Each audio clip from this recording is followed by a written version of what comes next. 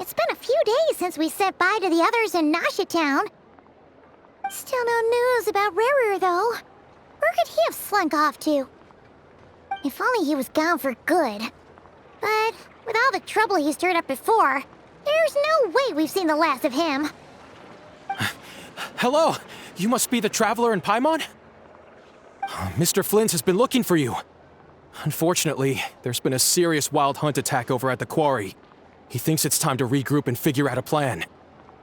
The wild hunt? Oh, uh-oh. We better get over there, right away! Come on, let's go!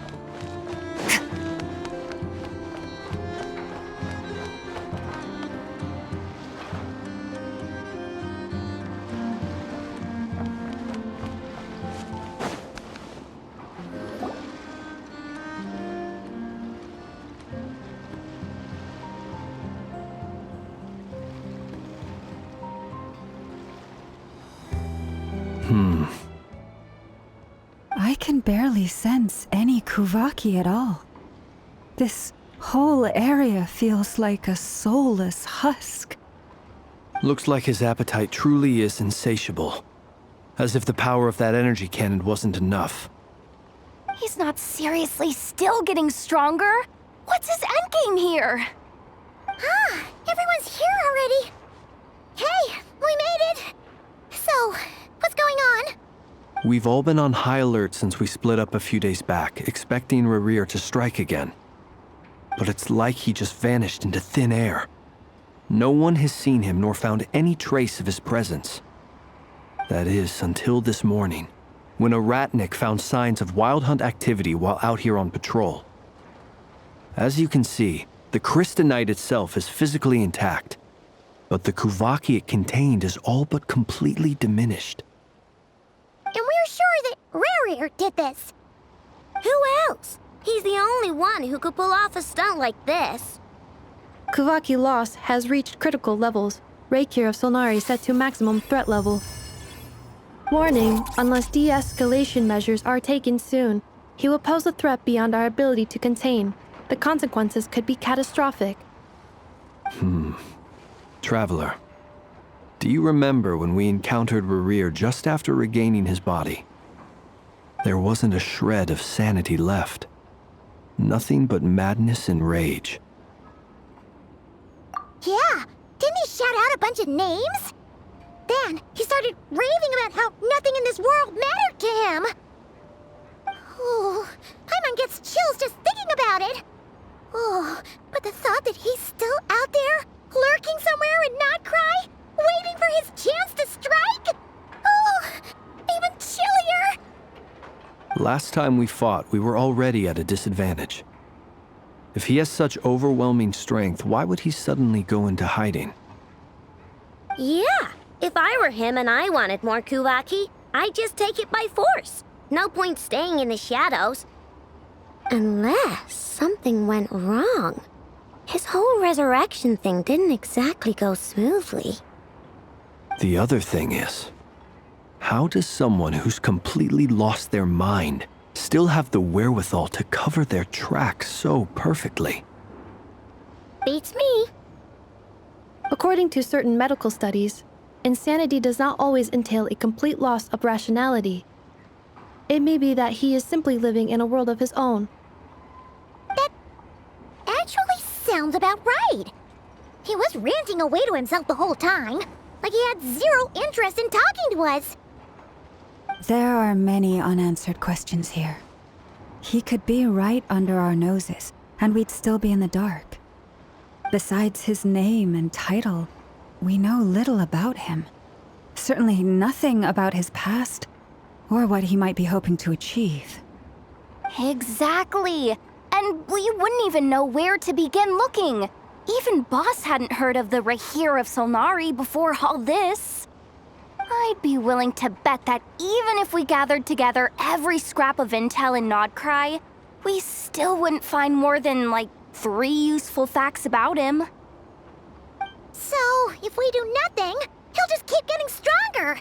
And if we want to investigate him, we have no idea where to look. Last time we had Marionette and her big robo-buddy to help us, and we still barely held our ground.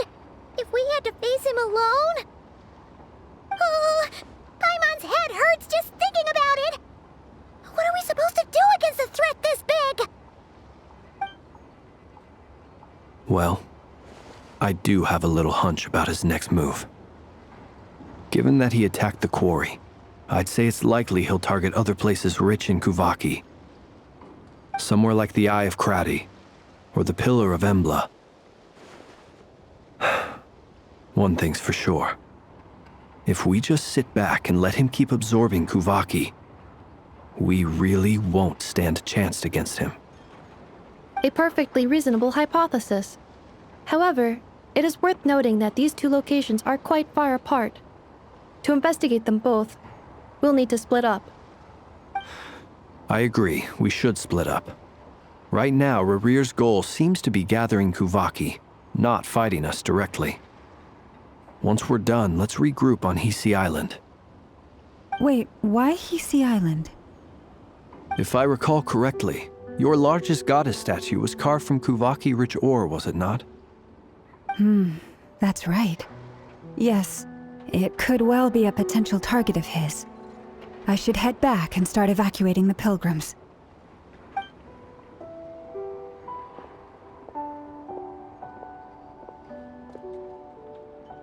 Splitting up's always gonna be risky. But I guess we don't have much choice, right? We're in a race against time here. And if we do run into Rarir, what then? That's when you follow the 3rd rule of treasure hunting. Run like the wind. Didn't you say the 3rd rule was go with the flow? I don't know. Did I? Anyway, whatever. In this situation, go with the flow means go find backup. Agreed. If anyone finds so much as a trace of Rarir, do not pursue him. Get out of the area and alert the rest of us as soon as possible. We need to put safety first. All right, we'd better get moving. Come on, Anefa, let's go.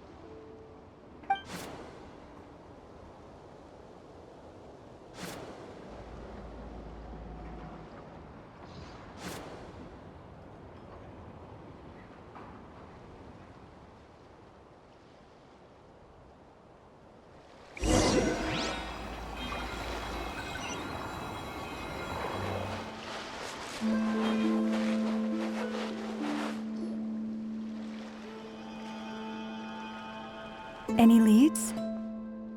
Nope. Diddly squat. No clues to where he might be hiding. It's like he's a ghost. It feels like we're sitting on a powder keg that could go off at any second. Oh, I hate this feeling. I'd rather face him head on than be left hanging like this. So, you guys didn't find anything either? Not loving the word either. How about you, Flints? I questioned a few Ratniki and eventually narrowed my investigation down to one suspicious individual. But by the time I got to his place, he was already gone. Almost as if he knew someone was on to him. Either that, or he's just extremely cautious and doesn't stay in one place for long. He's been biding his time for a while now. The question is, where or what is his next target? No idea. Since regaining his body, he seems to have lost all interest in the fragment in my possession. If he did still want it, he's had plenty of chances to take it.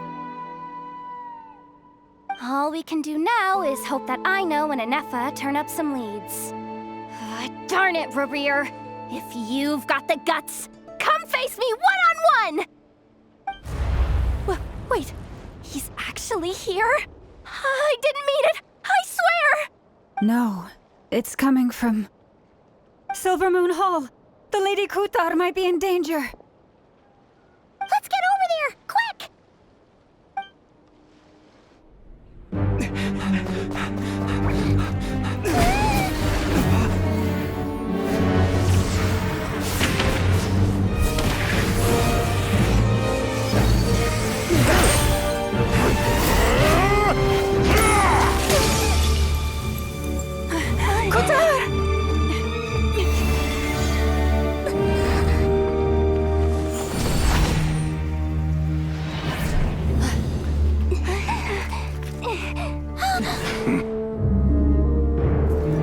Why is he attacking the damsel elect? What's going on? No time for questions. Stop him!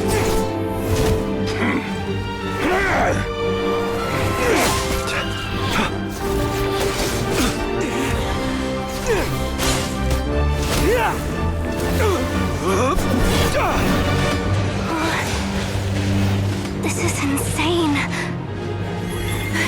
Yehuda, get Kutar out of here! On it.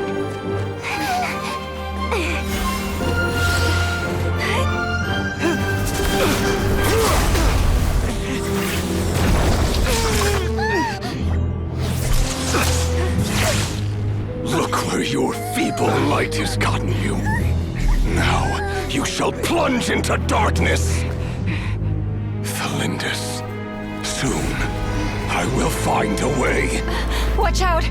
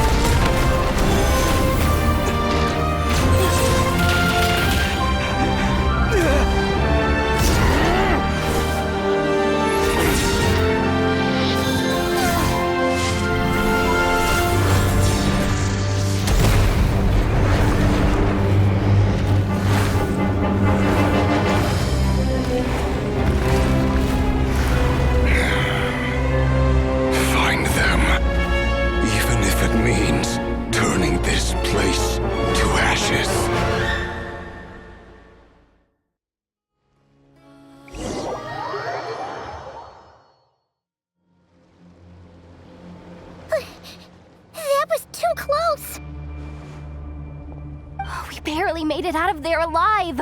What's that guy's deal? How'd he get so crazy strong? He's a threat to this entire nation. I doubt his strength could even be measured by conventional standards. I have a question. When me and Anefa showed up, we saw him chasing after this lady like he wanted her dead. What was that all about? We weren't there for the whole thing either. They were already duking it out by the time we arrived. Yeah, we didn't see how it all started. It all escalated so quickly, we had no choice but to step in. Kutar, can you shed any light on the situation? Kutar. Cross-checking database. I see. So you're the one that the Frostmoon Scions refer to as the Moon Goddess? Wait, she's the moon goddess? Oh, no wonder she looks just like all those statues.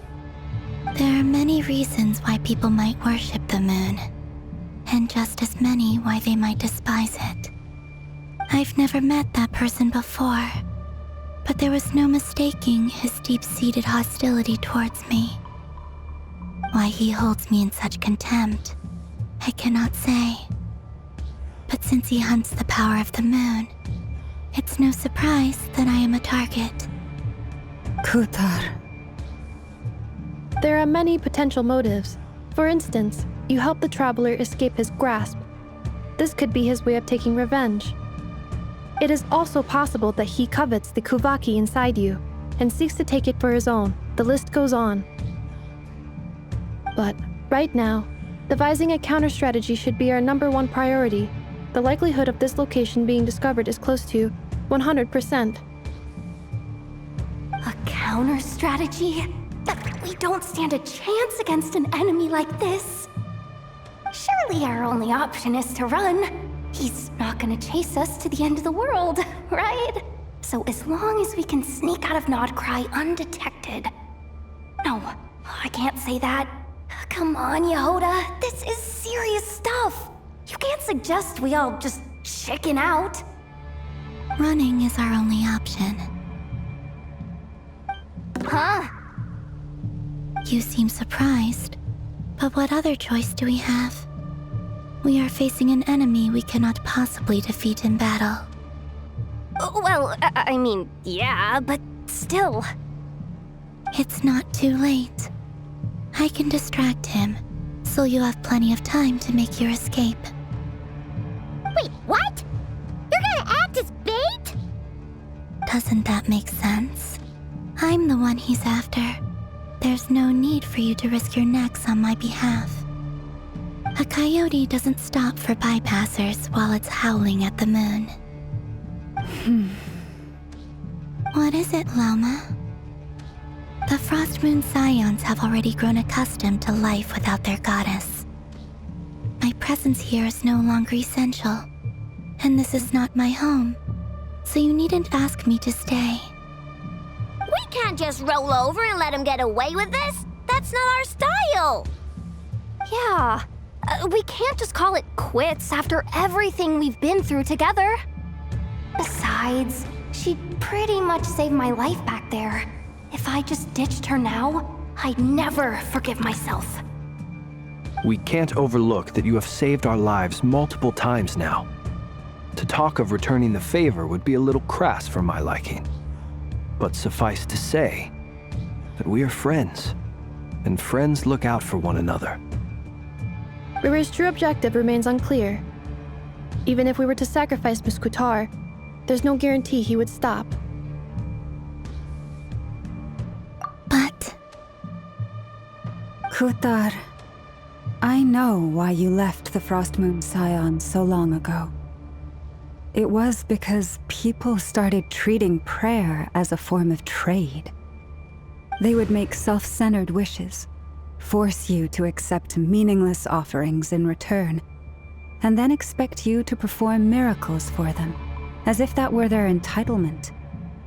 If it were me, I might have walked away too. But I believe that time can change everything, and that sometimes it takes losing something precious to appreciate its true worth. After much reflection, I've realized that this was never about whether the Frost Moon Scions need you. Any relationship based on need is purely transactional. What I truly hope is that you'll choose to stay, not out of obligation, but as part of our family. You were born here, and now you've returned. Who knows? Perhaps it was the moonlight that guided you home. thank you, Lauma. But my power is on the wane. I'm afraid I will be of little use to you now. Very well then. I'll do as you say.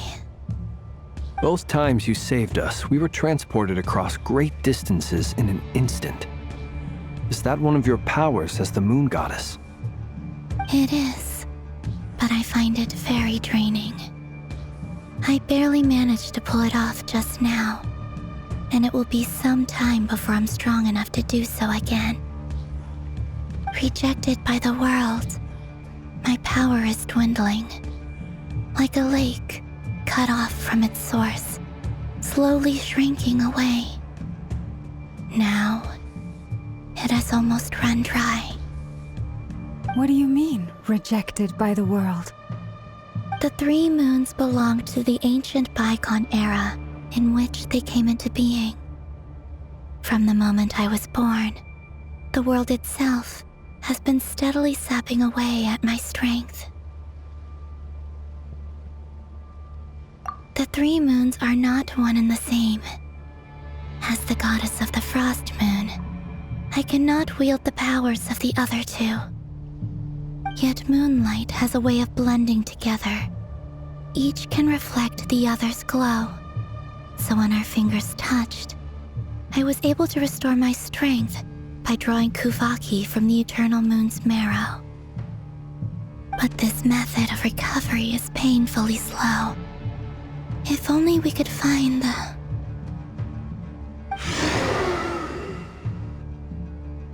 It's the Wild Hunt! Even faster than we expected. We'll have to finish this conversation later. See how those wild hunt creatures are running away from us. They're likely just a scouting party, which means Rerir won't be far behind. Then what are we waiting for? Let's get the heck out of here!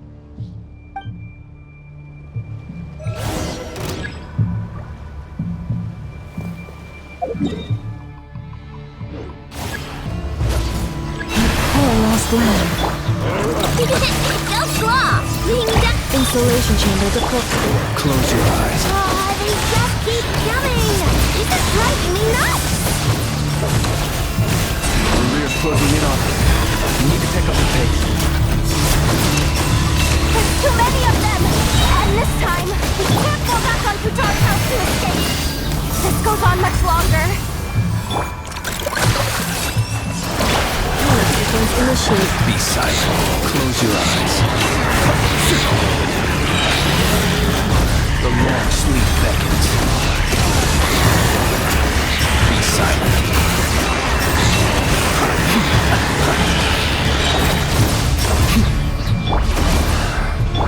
Receive my gift for the everlasting forest.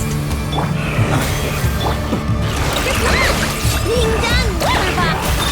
Ultimatum protocol. Beware the creatures of the night. Close your eyes. Observe. You can feel the dark.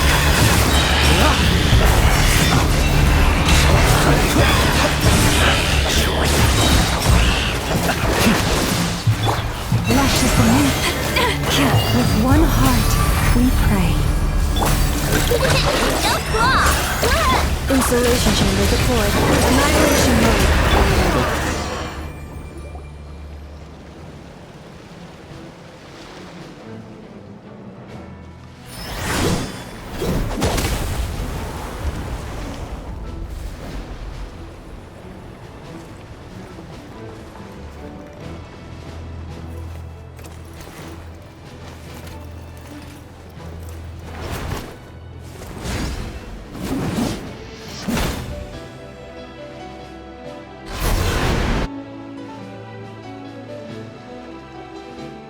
What's the matter? Bit off more than you could chew? How are you? Uncle Varka! You're back from Amsvartnir? Oh, you're Barca? Grand Master of the Knights of Favonius? We could save the intros for later. Right now, let's get you all out of this hellhole. Follow me. I know somewhere you'll be safe. Oh, is that where I think it is? That's the one.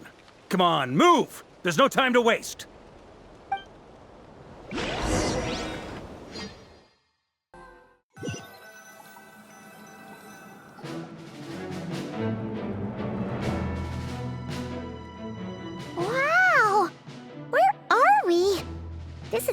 well hidden. Well, that goes without saying. This is the Knights of Favonius' meeting place in Nod-Krai, and a contact hub for the Northern Intelligence Network. AKA, the black market of intel. No matter what faction you're with, it's the place to buy and sell information. Their headquarters are in Nod-Krai, but they've got contacts in every nation. As an expeditionary force on foreign soil, working with them has offered us the most effective way of getting our hands on reliable local intel. This is where we meet, so naturally, it's secure. Anyway, where were we? Folks from Nod-Krai should be pretty familiar with me by now, but I believe this is the first time we've met. Allow me to introduce myself. I am Varka, Knight of Boreas, and Grand Master of the Knights of Favonius. We've heard all about you. This meeting's been a long time coming. You look way younger than Paimon expected, but you definitely have that Grand Master vibe. Well, I'm no spring chicken. Just not showing my age yet. Definitely feeling some of that back pain today, though. Rushed back from Amsfartnir without a wink of sleep, only to get right into another fight with that freshly revived maniac. Another? You mean you fought him before? Yep. He wasn't nearly as strong back then, but he was still a formidable foe. I brought some of the knights along to give him a little surprise, but he saw us coming from a mile off. My squad took heavy injuries, and I barely made it out alive myself. We knew it might have been our last chance, so we staked everything on it. But still, it wasn't enough to stop him. I tried tracking him down afterwards, but he didn't leave a trace. Even in his unhinged mental state, he's as cautious as any trained operative. So, I decided to come find you. And as luck would have it, turned up to find you being ambushed by the Wild Hunt. The rest, you already know.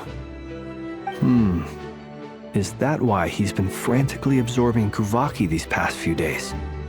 Because he sees you as a threat? Maybe I'm part of the equation, but even if I weren't, I'm sure he'd still be gathering power. He's clearly working up towards something. Note to self, Uncle Varka's strength rating officially upgraded. Guess it's my turn to ask questions now. So, what exactly has been happening in Nod-Krai? Why is the Wild Hunt returned in humanoid form? And why is it after you? That's a long story, but I'll try to make it quick.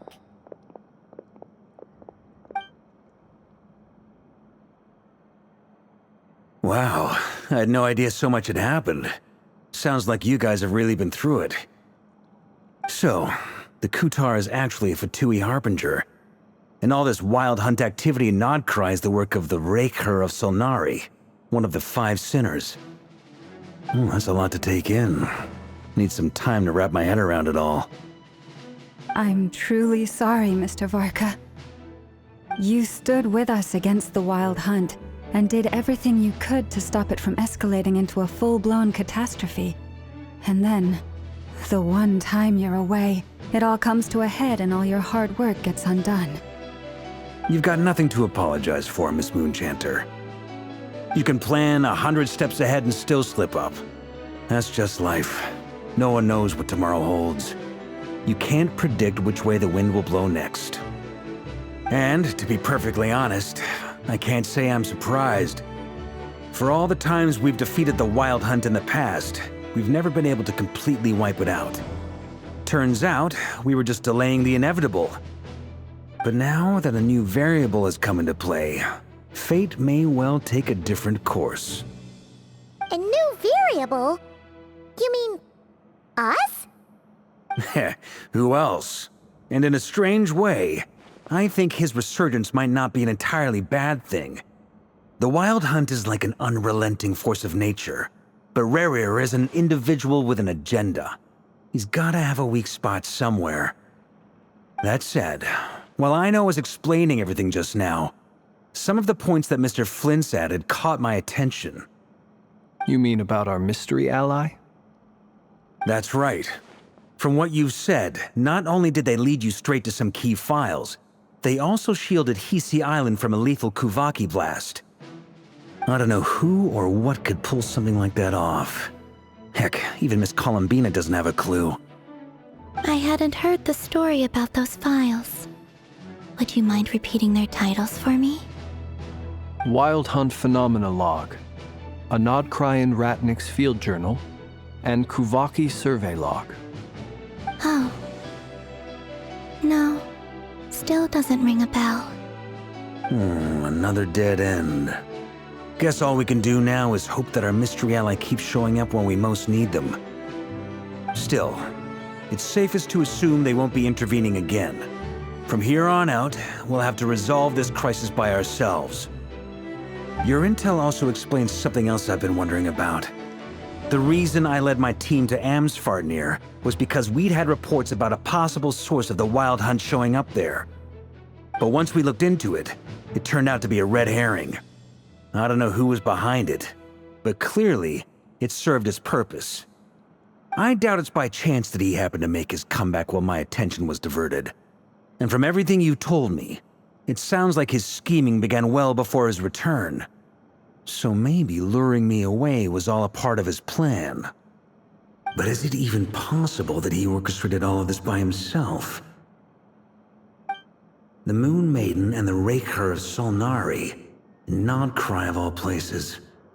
The way everything is unfolding, it can't be a coincidence. So, what do we do now? Got any ideas? Right now, we've got at least 3 things to consider. Let's go through them one by one.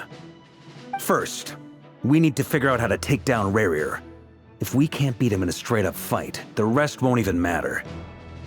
To my knowledge, the bulk of Nod-Krai's fighting force is already gathered here. But even with everyone united, we're still no match for Rerir in his current state, let alone with his power still growing. What if there was a way to tap into a new power of our own? How so? Have you thought of something, Columbina? 3 moons once watched over this world. The Eternal Moon was the largest. The Frost Moon was the brightest. And the Iridescent Moon was the most mysterious. They say that back then, the 3 moon goddesses wielded immense power, enough to shape the workings of the world itself. I now bear the Frost Moon's power, and the Eternal Moon's marrow resides within the Traveler. Hold on. Are you suggesting? The Iridescent Moon, the last piece in the puzzle. That's right. If we can find the Iridescent Moon's marrow, I will be able to regain my strength much more quickly. The 3 moons are said to stir the tides and illuminate all things. Perhaps they hold further secrets beyond our understanding. According to my analysis, the solution is feasible. However, it is subject to one major condition. How do we locate the Iridescent Moon's marrow? I know a way, but we will need to visit the Fatui's Experimental Design Bureau. The Experimental Design Bureau? Are you saying we need to involve Marionette? Yes. I must speak with Sandrone. It's a long way from here to the Experimental Design Bureau. There's a high chance you'll be spotted. You shouldn't go alone. Then that's settled. Next up, our second priority. Somehow, we need to figure out Rerir's end goal. As you saw for yourselves, when he was still in his Wild Hunt form, everything he did was for the sake of recovering his body and resurrecting himself. His first act since then, after laying low for a while, was to try and assassinate this young lady. People's obsessions often reveal their greatest vulnerabilities. There must be a reason why he despises the moon so deeply. Perhaps it sheds some light on his title, the Raker of Solnari. The Wild Hunt has plagued Nod-Krai for centuries now. If we want to stop it for good, we have to get to the root cause of what's driving it. It's true. We still know very little about him. If Kuthar hadn't given us that lead, we wouldn't even know his name. But where would we even start? I doubt even the Intel Queen of Nod-Krai has a clue, and she has info coming out of her ears. Oh? That's a rather hasty conclusion for someone who's so painstakingly meticulous when it comes to dealing with machines. Ah, she heard me.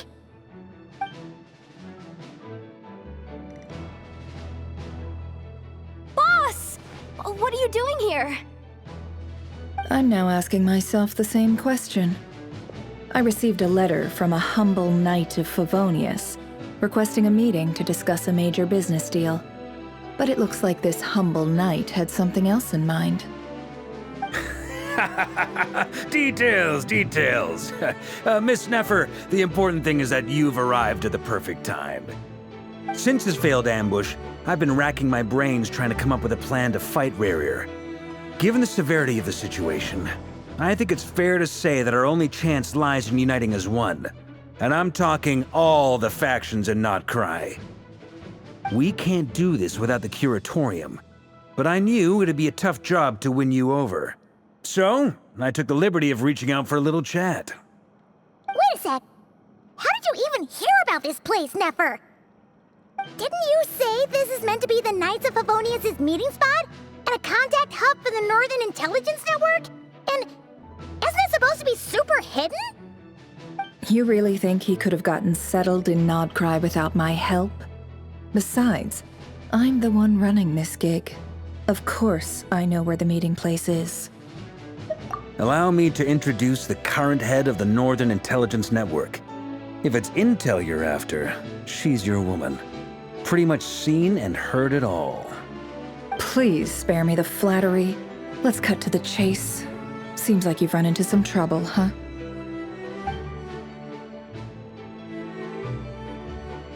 Well, this certainly qualifies as an unforeseen crisis. On behalf of the Curatorium of Secrets, I wish you all the best of luck. So you're just going to sit this one out? Why should I get involved? What could possibly be in it for me? What if we told you we can't do this without you? Oh? Then I'd say you'd better make it worth my while. I don't work for free. I can't put a price on something like this. It's just not in my nature. But then again, you and I have always been polar opposites in this regard, so I can't exactly say I didn't see this coming. If you insist on compensation, I will pay you.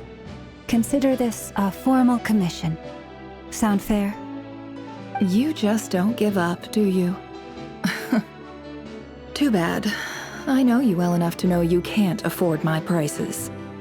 The riskier the job, the more it'll cost. And a Moonchanter's stipend isn't exactly generous. Unless you're planning to start passing the donation box around among the faithful.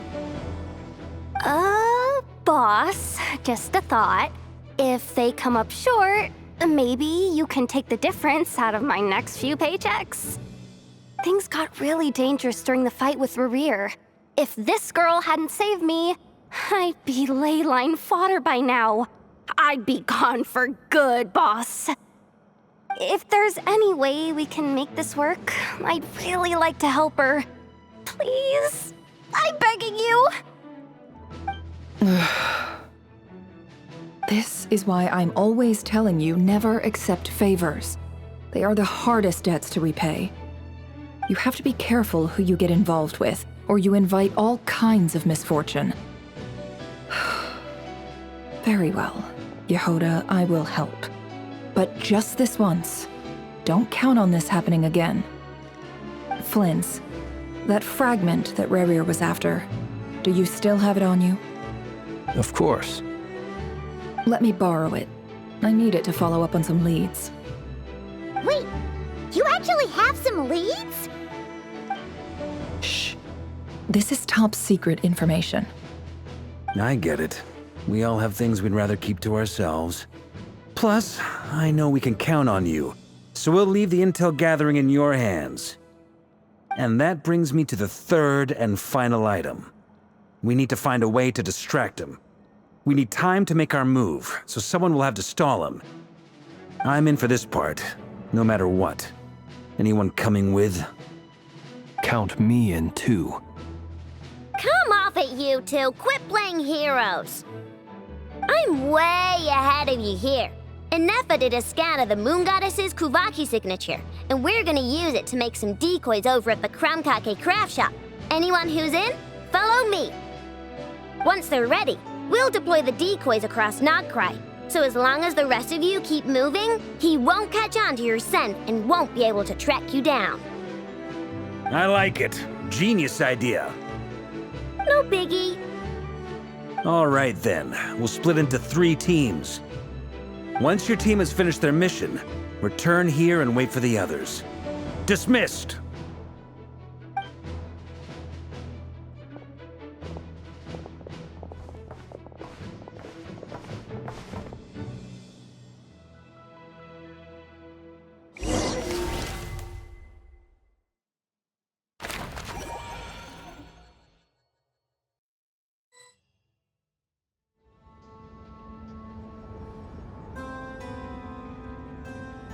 Lady Damselette.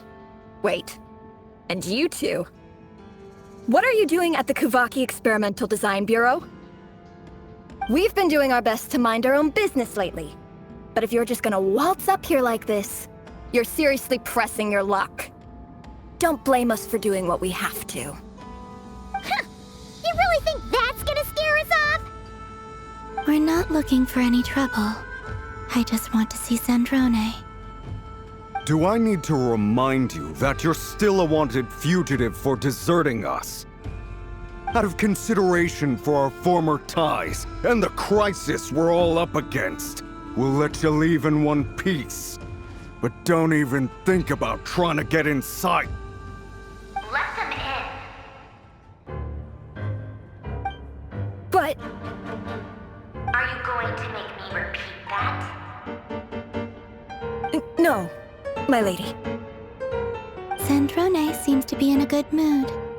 Must be maintenance day.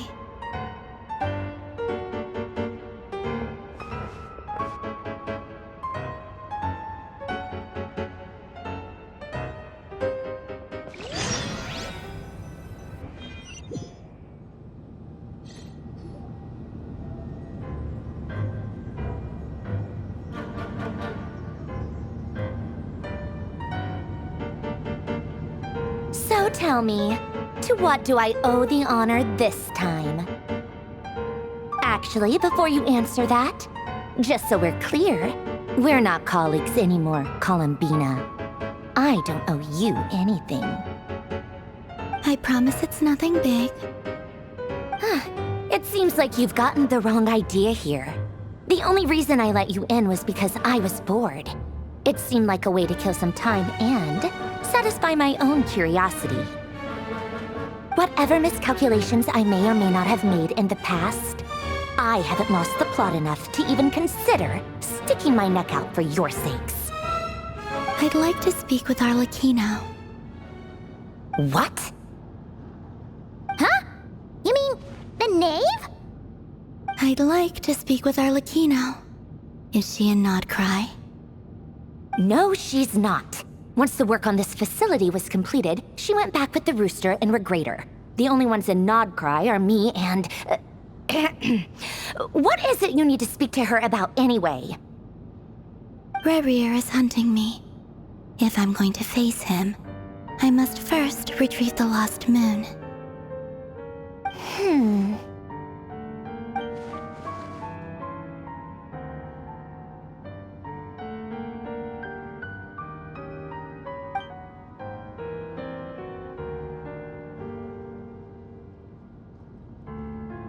Is that a no, then?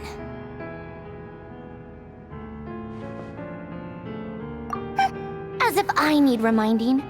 I was this close to settling things with him before someone decided to whisk me away to their weird little garden.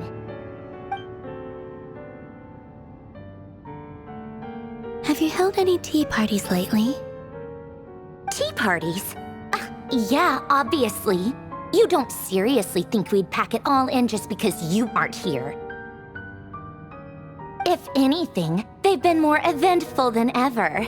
Just me, Arlecchino, and a bunch of insolent, insensitive guests who won't stop asking where you've gone. Oh, they've been a real joy. I bet you served them the worst tea you have. Just like you used to do to me when I upset you. Who cares about how good the tea is when there's no one around to drink it? I keep losing people. First Rosaline, now you. I'm running out of people who can make me laugh. Honestly, what could be more ridiculous than the multi-centenarian goddess, who's only ever had the plain herbal tea she received as offerings? You'd always brew a different type of tea for me each time. Was it really just to see how I'd react?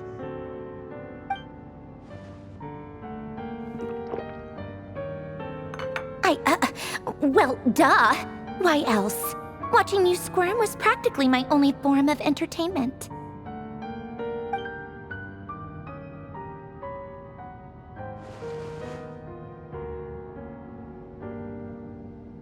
Oh, yeah. And Capitano sometimes used to bring Tartaglia around, too. But I guess we won't be seeing him again. Well, I guess we are overdue for a get-together. Polonia! Have Fevronia pass a message to Arlecchino for me. It's time for tea. Will suffice. Pass along a message for me, too, if you would. My body cannot contain the marrow of 2 moons, so I'll be leaving one of them in her care. Excuse me? Who said you were on the guest list? If my tea meant that much to you, maybe quitting the Fatui wasn't your brightest move. Back when you were under the Tsaritsa's protection, no one would have dared come at you so openly. But that protection didn't come for free. In fact, I paid dearly for it. At the end of the day, it was just another transaction. I just got tired, that's all. I never wanted any part in their grand ambitions, and I've had enough of being treated like a bottomless supply of power. It brings back memories from the old days, when I was still worshipped as the moon goddess. Centuries on, it may be a different group of people, but I see the same greed in their eyes. I figured you'd leave eventually. You didn't have as much of a reason to stay as I do. The Tsaritsa gave you shelter and protection, but that was it. Nothing more, nothing less.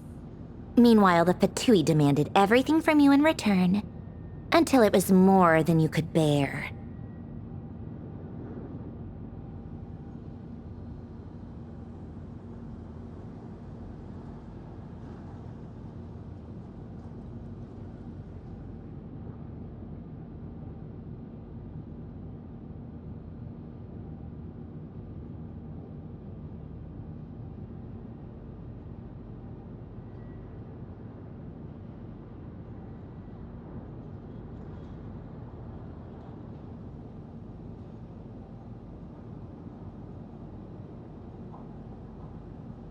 I get why you left. And frankly, I have no interest in dragging you back just because the higher-ups told me to. But if you keep hanging around with this riffraff, the next time we cross paths, we might be enemies for real.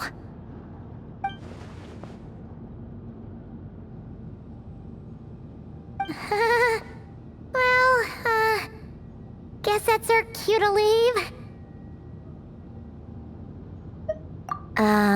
That might be your plan. But it sounds like someone else wants you to stay a little longer. Huh? What do you mean? Listen.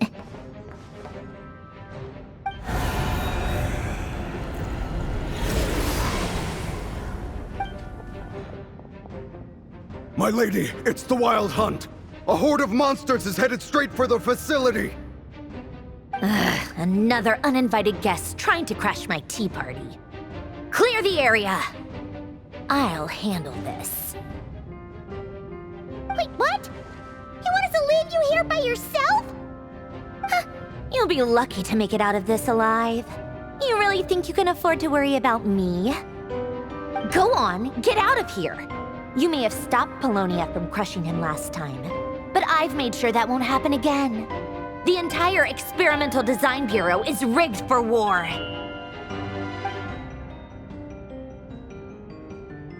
Stay and watch if you want, but it'll be at your own risk.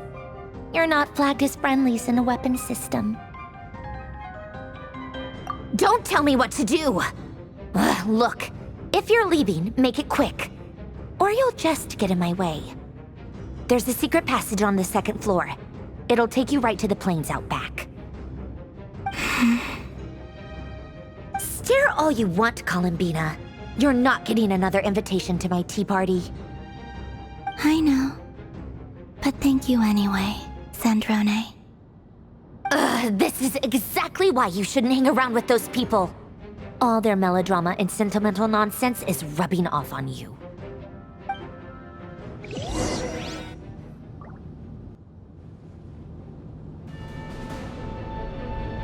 Come on then, Mr. Ray here. Let's pick up where we left off. It's your Wild Hunt monstrosities versus my beautiful creations. Let's see who comes out on top.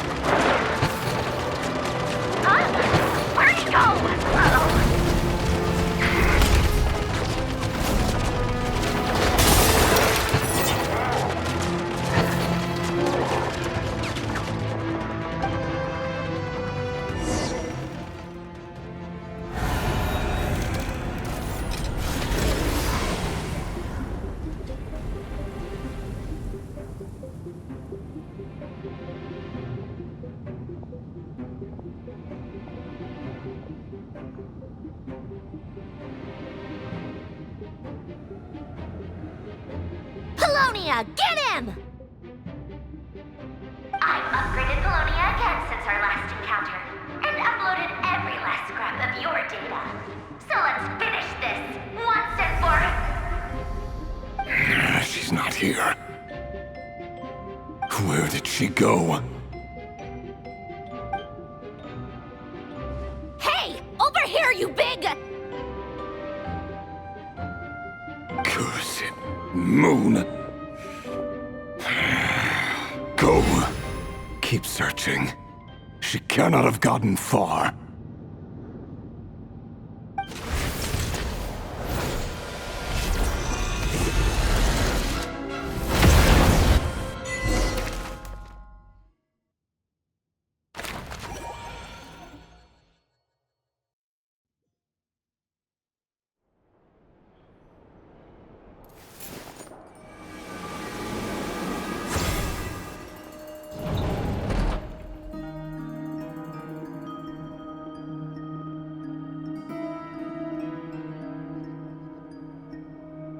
So this is your method for investigating Rarir's past? It almost looks like some kind of ceremony. Good deduction. But it's quite a different affair from what you're used to with the Frostmoon Scions. Whoa! First time I've ever been in here. Boss always said it was off limits, so I pictured some kind of creepy dungeon. But it's actually kinda nice. Oh, I guess this must be Sumero decor? That's where Boss is from. And that nice shopkeeper who sold me my treasure compass. I'm not sure exactly what you've got planned, but it looks like you're all set. When do we begin? Whenever we wish. But for some reason, I've got a feeling this isn't going to end well. I've never faced Rarir myself, but from what you've told me, his power is beyond anything I could imagine. I, on the other hand, am just an ordinary businesswoman. Our paths should never have crossed, yet here I am, forced to make an enemy of him. If you ask me, you're about as far from ordinary as it gets. So what are you saying? You're getting cold feet? Once I take a job, there's no backing out. Still, I have to ask myself if the power I'm relying on will even work on an opponent of this caliber. And also how to make sure I come out of this alive if things spiral out of control. Death is the one thing we can take for granted. It is the great equalizer, however fortunate or unfortunate we may otherwise be. So it's important to consider how to spend what lifespan we have left. Come on, boss. Lighten up. Quit talking about death. It's bad luck. For once, I agree with you. When you're up against a foe like Rarir, there's no such thing as being too prepared. Is there anything I can do to help? That won't be necessary. I've already made up my mind. Time to cash in a precious favor I've been saving for a rainy day. Yehoda, I need you to find someone for me. The sooner the better. Find who? That shady merchant who sold you an overpriced treasure compass the other day. Come on, boss. You're pulling my leg again. In what way is she shady? She showed up when I was completely lost and sold me a neat little gadget that was exactly what I needed. Trust me, she's a good person. Anyway, I know who you're talking about. Don't go anywhere. I'll be right back.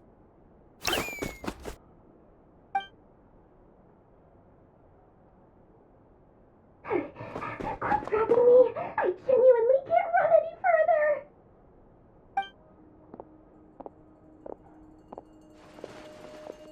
Hey, aren't you? What is it? What's the big rush? You dragged me out of a dream where I was literally swimming in Mora. I'm charging double my usual attendance fee. See, look how easygoing she is. After that rude awakening, she could have completely snapped at us. But instead, she kept it together and just asked for an extra fee. Dori Sangama Bay? I never would have pictured you two doing business together. If you want to make it big in Nod-Krai, it's all about connections. Lady Nefer just so happens to have a lot of intel that interests me. And she also did me a big favor in the past. It was back when I first arrived in Nod-Krai. My trusty assistant, the genie in my lamp, had an adverse reaction to the Kuvaki and fainted. And wouldn't you know it, that's when I suddenly find myself in a life-or-death situation. Good thing my compatriot was there to swoop in and save the day. I've been giving her a 30% discount off all of my goods ever since. Now, so that no one here feels left out, I'm willing to extend a 20% discount to fellow friends of Boss Nefer. Plus, any other friends you send my way will enjoy 10% off. What can I say? The great Lord Sangama Bay is nothing if not generous. So, let me guess. You've run into some trouble. I've got everything you could possibly need, and the more you buy, the more you'll save. You guessed correctly. What have you got in the way of survival gear? The one type of gear I've never been short on. What are you looking for? A jetpack fresh from the Academia's labs? An ancient suit of armor dredged up from the bottom of the sea? At the very least, I need to know what kind of opponent you're dealing with here. If even you're worried about staying alive, it must be pretty serious. What if I told you it's someone with the power to bring a nation to its knees? Is that so? Then we really are talking top-shelf treasures. I don't have anything like that in stock right now. I'll have to ask my supplier. Your supplier? A powerful woman, make no mistake. I can't reveal her identity, but luckily for you, I hear she's planning to visit Nod-Krai in the near future. If you're willing to wait, I can ask her when she's here. Can't say exactly how long that'll be, though. Then, let me put it another way. What would you do if you encountered an enemy like that? Roll over and serve yourself up on a silver platter? Of course not! I have a handy little trinket from one of my generous suppliers, which... Hold on. What exactly are you getting at? No, this is for my personal use only! Let's just say I'm borrowing it, all right? Just for insurance purposes. You'll get it back later. Favors are the worst kind of debt to owe, and now you've got a chance to repay one. A win-win situation, don't you think? Fine. You can borrow it for 5 days. No, make that 3. And for every extra hour after that, I'm charging you 1 million mora. Deal? Deal.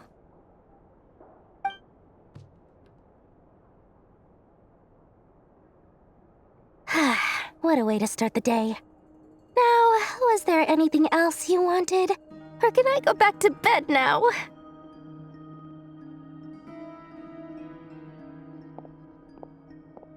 That will be all. Take care now. Don't trip up on your way back, friend.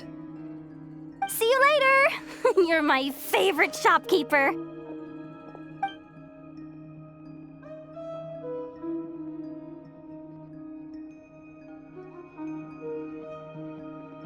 Excellent.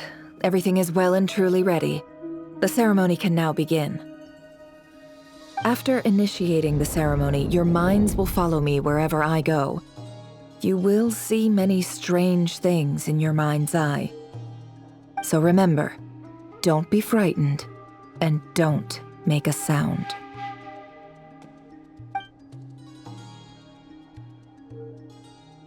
Now then, let us peer into the Raker of Solnari's past.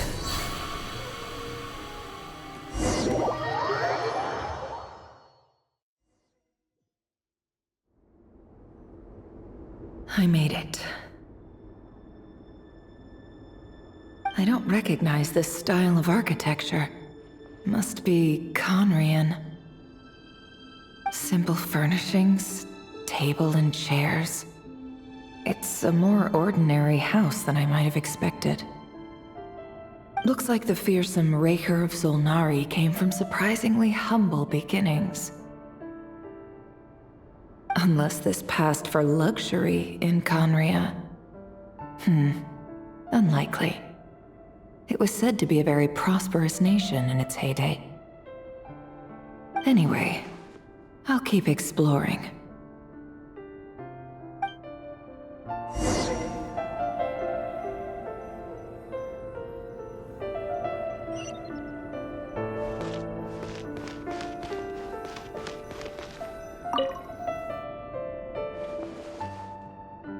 Hi, Rivier.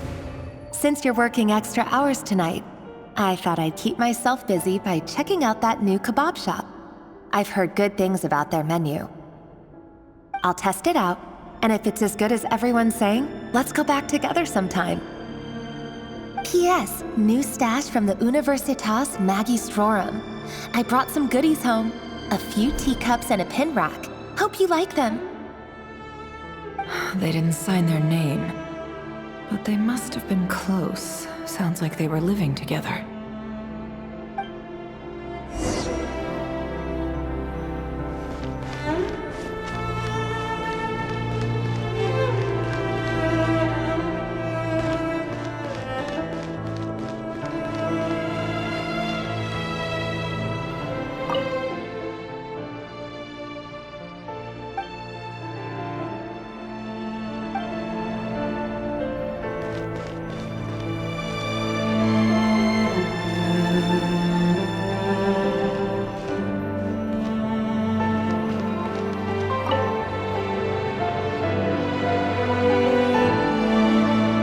To Joseph's for drinks today. They have a fine collection, but I went alone. Felindis was tied up with something and couldn't make it. Joseph asked why I came alone, but I didn't really have an answer. He then went on to ask about other things. If you ask me, someone who asks that many personal questions is too nosy for their own good. But if he invites me again, chances are I'd still go. Felindis. That's the same name Rerir mentioned. Crane imports keep falling. If things don't pick up, we'll soon be back to meat and mushrooms only.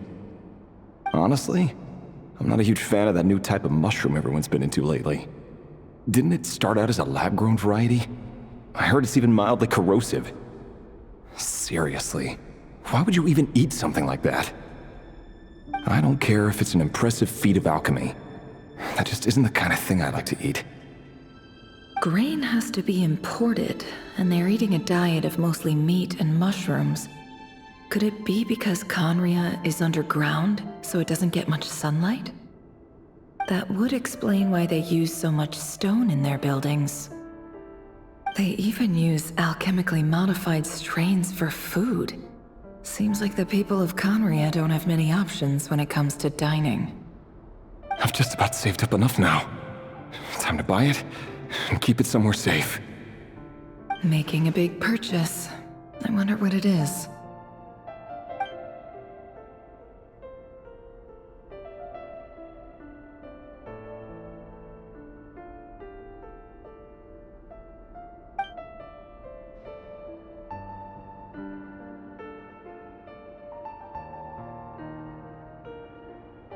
He really is a professional. No wonder he's so good at covering his tracks. Despite what he's become, it seems like he's retained certain habits, at least in this regard.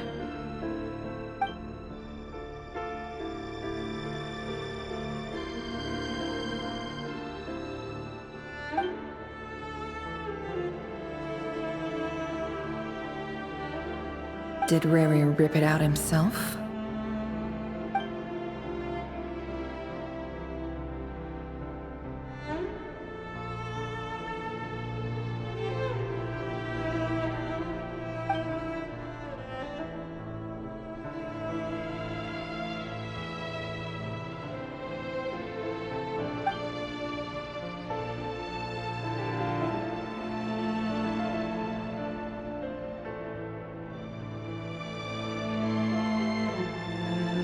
Before I met you, I was convinced that my heart was nothing more than a stagnant pool. The burial place of a fallen moon. A withered, windless grove where the waters rested forever unrippled. It was you who helped me see that my heart hadn't entirely withered away. That it could still beat to the rhythm of love. This is just trivial sentimentality from the looks of it. Why would he go to the trouble of hiding that? The burial place of a fallen moon.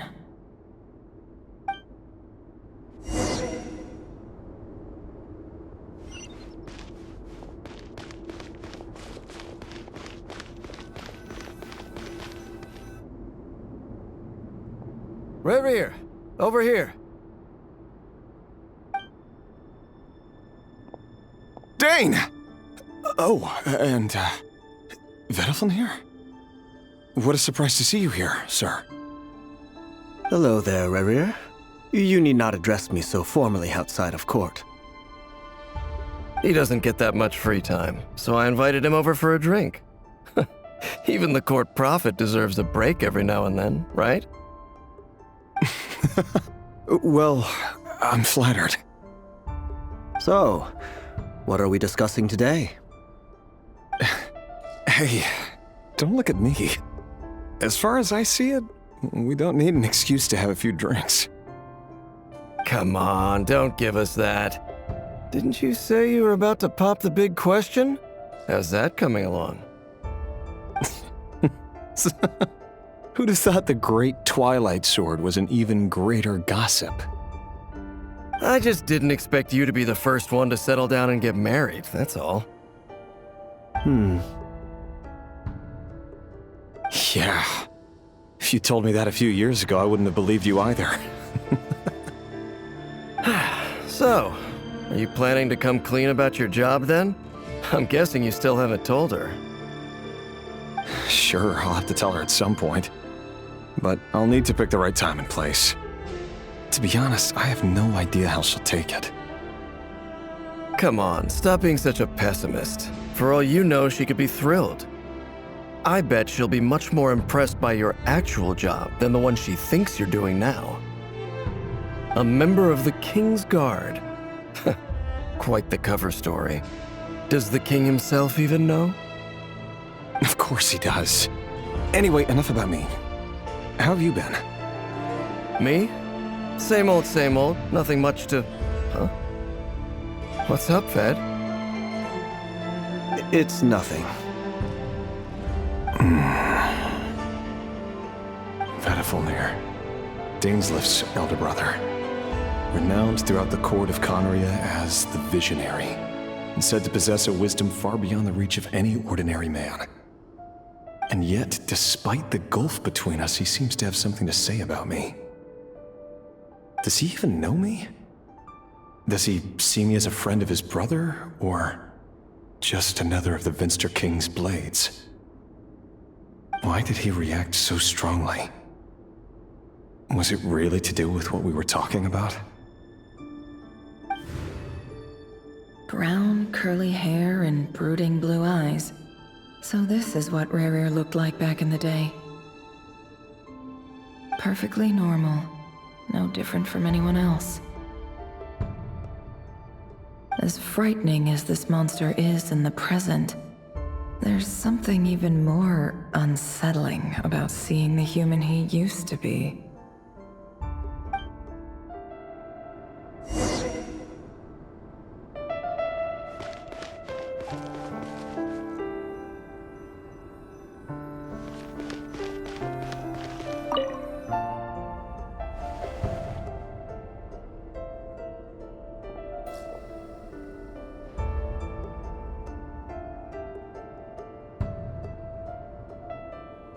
Felindis?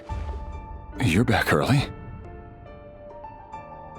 Our equipment's being serviced today, so I got off earlier than usual. How's your day been?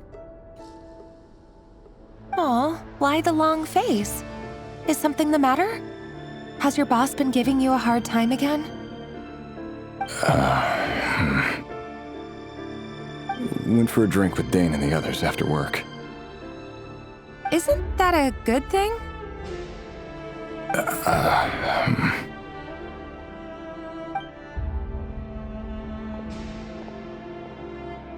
Vedifnir showed up today, too. You know, Dainslif's older brother. Ah, Mr. Vedifnir. Yes, I've heard of him. They say that everything he says ends up coming true. He overheard Dainslif mention that I'd recently proposed, and seemed to have an issue with it. But when I asked what it was, he kept it to himself. So, you're worried? You could be such a child sometimes, Revier. We're nobodies. Why would the Visionary be concerned about us? I'm sure someone in his position has much bigger fish to fry. Maybe you're right. You worry too much, Revier. We've been together for ages now, and everything's been going so well, has it not?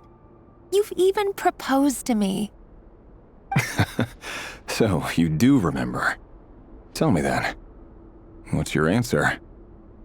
Like I said, I need some time to decide. You can't just rush into things like this.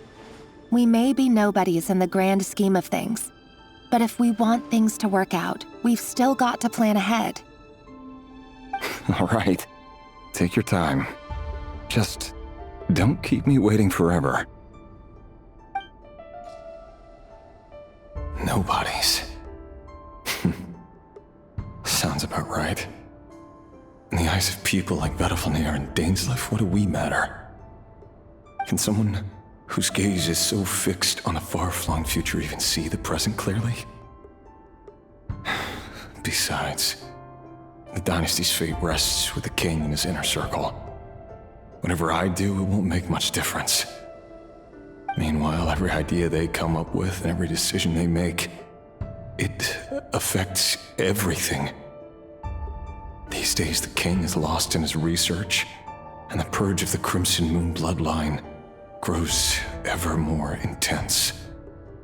The opposition tried to speak out, but nothing came of it. And I'm under no illusions as to why. Because we eliminated them and got rid of their bodies. A man can have 1,000 reasons to carry a sword, but there are few good excuses to use it. Yet the king has never even considered a gentler approach, and he never will. What becomes of someone who kills on another's behalf? Can he ever find true peace?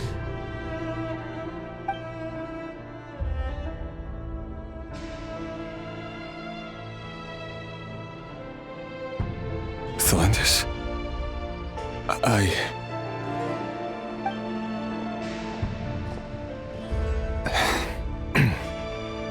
It's nothing. You were right. Fate has never smiled upon nobodies like us. But by the same token, it's unlikely to bear a grudge against us either. There's no reason we can't keep living happily together, cherishing the simple joys of each day as they come. See? You just need to stay positive, Revier. I can feel your warmth, your breath. You're right there, right by my side. Just seeing you makes me happy in a way I can't explain, and that's something that no one could ever take away from me. So smile, my love. Let go of that frown. You're right, Thelindis. I've just been overthinking things. That's better. Getting caught up about things like this will only ruin our evening. Speaking of which, all set for the ball tonight? I need to go get ready. You go ahead. I just have a few things to take care of, then I'll come join you. Even busier than the big shots, huh? Fine, I'll go get started. But don't be late. If you keep me waiting too long, I won't be a happy bunny. Relax. I'll be there. Seriously, though, you drive a hard bargain. You're really gonna leave my proposal hanging and still expect me to take you to the ball? Well, that goes without saying. I already told everyone I'd be coming with a dance partner. Besides, they're two completely different things. Let's take it one thing at a time, all right? Alright. White outfit it is. It seems like Rerir was deliberately hiding his ties to the intelligence services by giving the impression that he was just an ordinary member of the Finster King's Guard. He clearly doesn't want his would-be fiancée to know about his other life. Then again, that's hardly surprising. People in the intelligence trade rarely do. Who'd have thought we were in the same line of work? Let's dig a little deeper.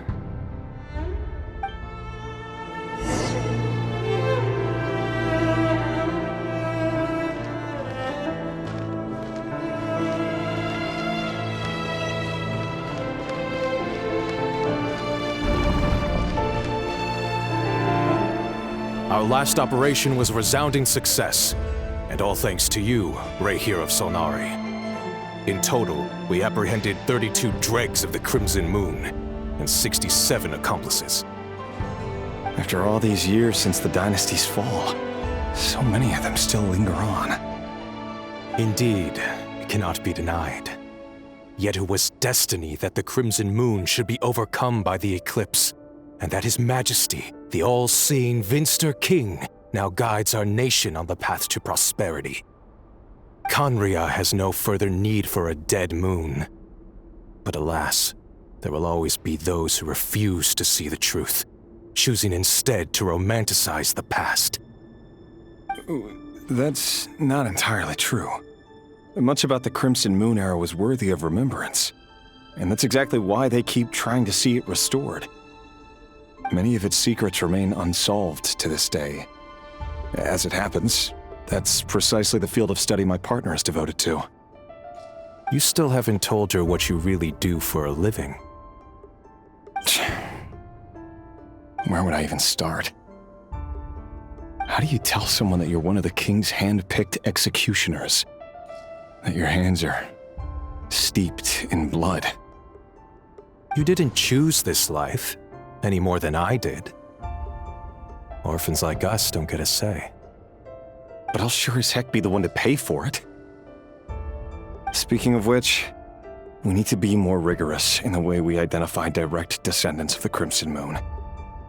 Someone, it seems, has strong opinions about my future plans. Most likely my marriage in particular. I have a feeling that we may soon become targets of the Crimson Moon's retribution. Your concerns are not unfounded. They've taken out many of our colleagues these past few years, and for that very reason. These are no helpless lambs we're leading to the slaughter. They're wolves in sheep's clothing. Take care, Reir of Solnari. I look forward to toasting you at your wedding. Thanks, Thorkel. You look after yourself, too.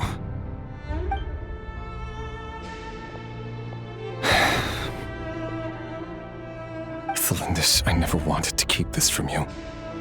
You're the last person I would ever want to lie to. But that's exactly why I can't tell you everything. There are things you shouldn't know. Things you cannot know. The moonlit dynasties are a thing of the past. Yet even now, with the sun shining high in the sky, there are those who would call forth a dead moon's ghost. Could that be why Vedalfnir held back? Or was it because of some court secret he's not at liberty to share? I have to get a clear answer from him. No matter what happens, I will protect Thelindis. Rerir seems to be very concerned by Vedalfnir's reaction. Vedalfnir and Dainsleif, the Visionary and Twilight Sword. So that's what they were really like. I've investigated this whole area now. There doesn't seem to be any other memories here. Should I try somewhere else? Wait a second. What's this black smoke?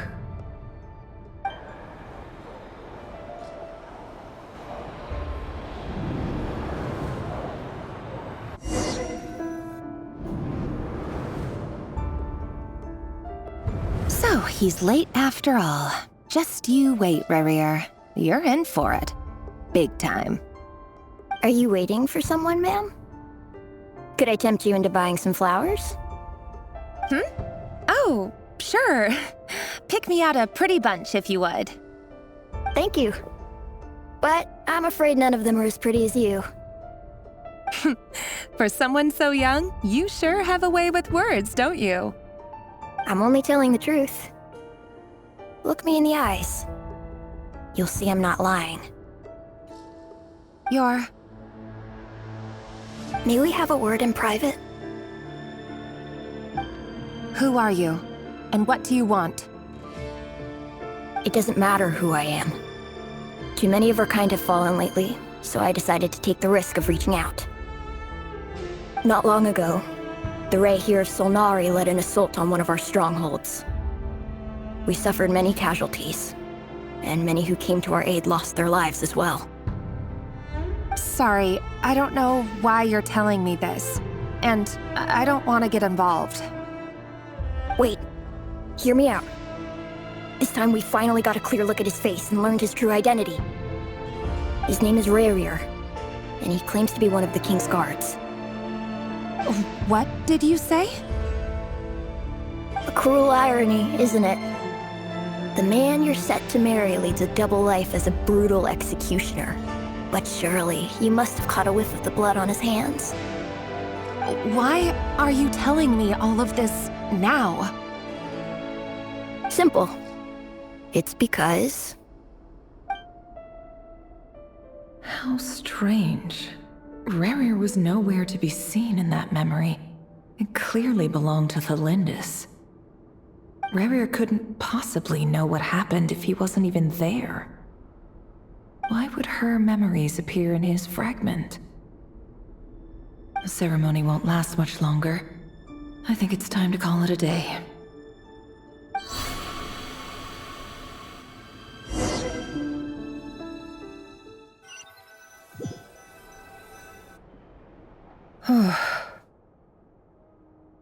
So that was your doing? Did you just pull us inside Rarier's fragment to spy directly on his memories? Any more questions, and I'll have to start charging. I had no idea you could do that, boss! Seriously, that was amazing! We're not worthy. We're not worthy! I gotta admit, though, I'm itching to see what happens next. Feels like we barely scratched the surface. I'm just as curious as you are, but the ceremony only allows for limited time inside. That's all we can see for now. Luckily, we managed to learn quite a lot. So far, so good. I just hope the others are doing okay too. Especially the group with the Traveler. Their mission is a risky one. Let's hope it's all going smoothly. If you're worried about them, go see how they're doing. If I know Boss, she's gonna need some time to write up all the details and make sure it's all coherent. I'll stay behind to lend a hand, but feel free to head back and meet up with the others.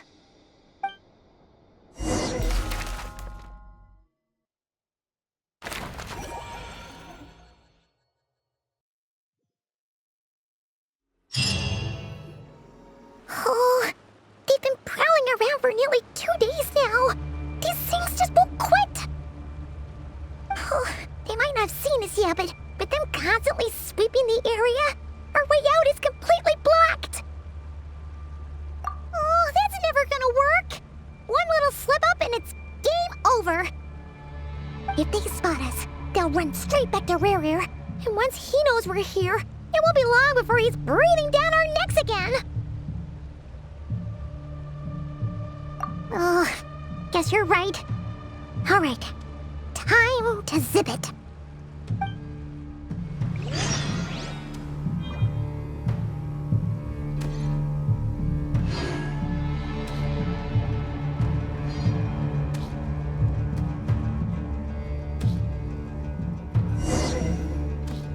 Oh, they've been prowling around for nearly 2 days now. They might not have seen us yet. Oh, that's... If they spot us, they'll run...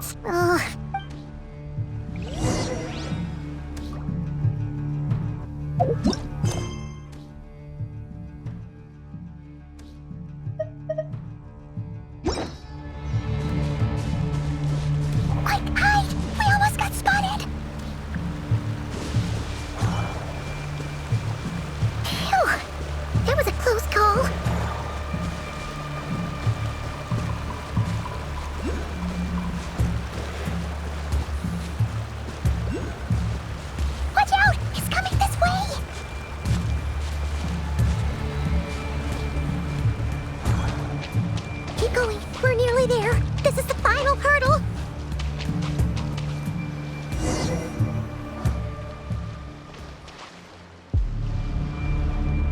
Oh, they're so into these things.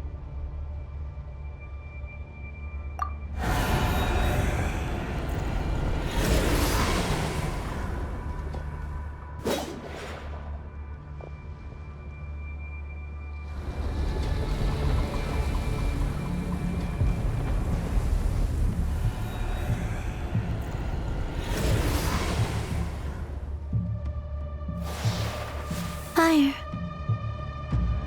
Fire? Wait, what's that smell? Oh no, there's a fire!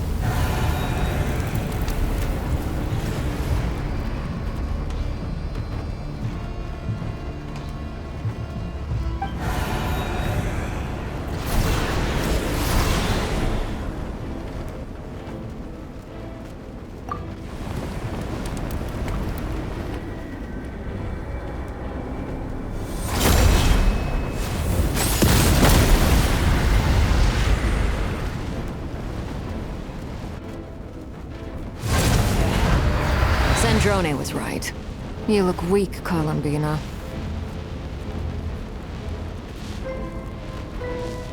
The old you would never have let such lowly creatures bar your way. Word has it that you did something for the Tsaritsa, and that's why you've lost most of your power. Freedom comes at a heavy price, doesn't it? It's Arlecchino! You came! Hello again, Columbina. And greetings, guests of the House of the Hearth. It's been a while, Arlecchino.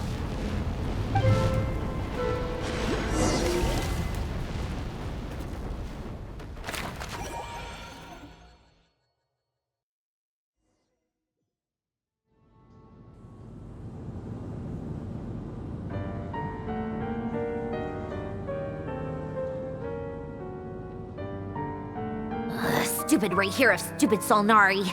Ugh, whatever. I've got all the data I need. Next time we meet, you're finished.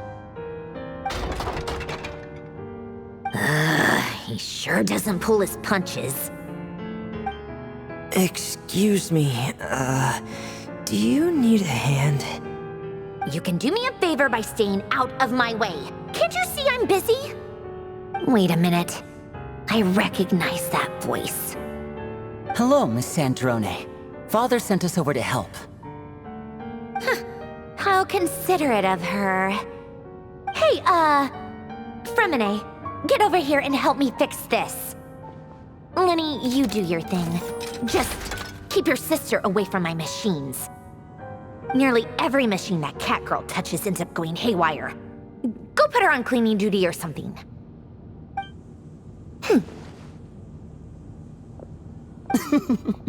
Then let's start downstairs. Fremine, we'll leave this place to you. You've got it. Wait a second. Pretty sure there's still some tea in the cupboard. If you want some, you'll have to make it yourselves.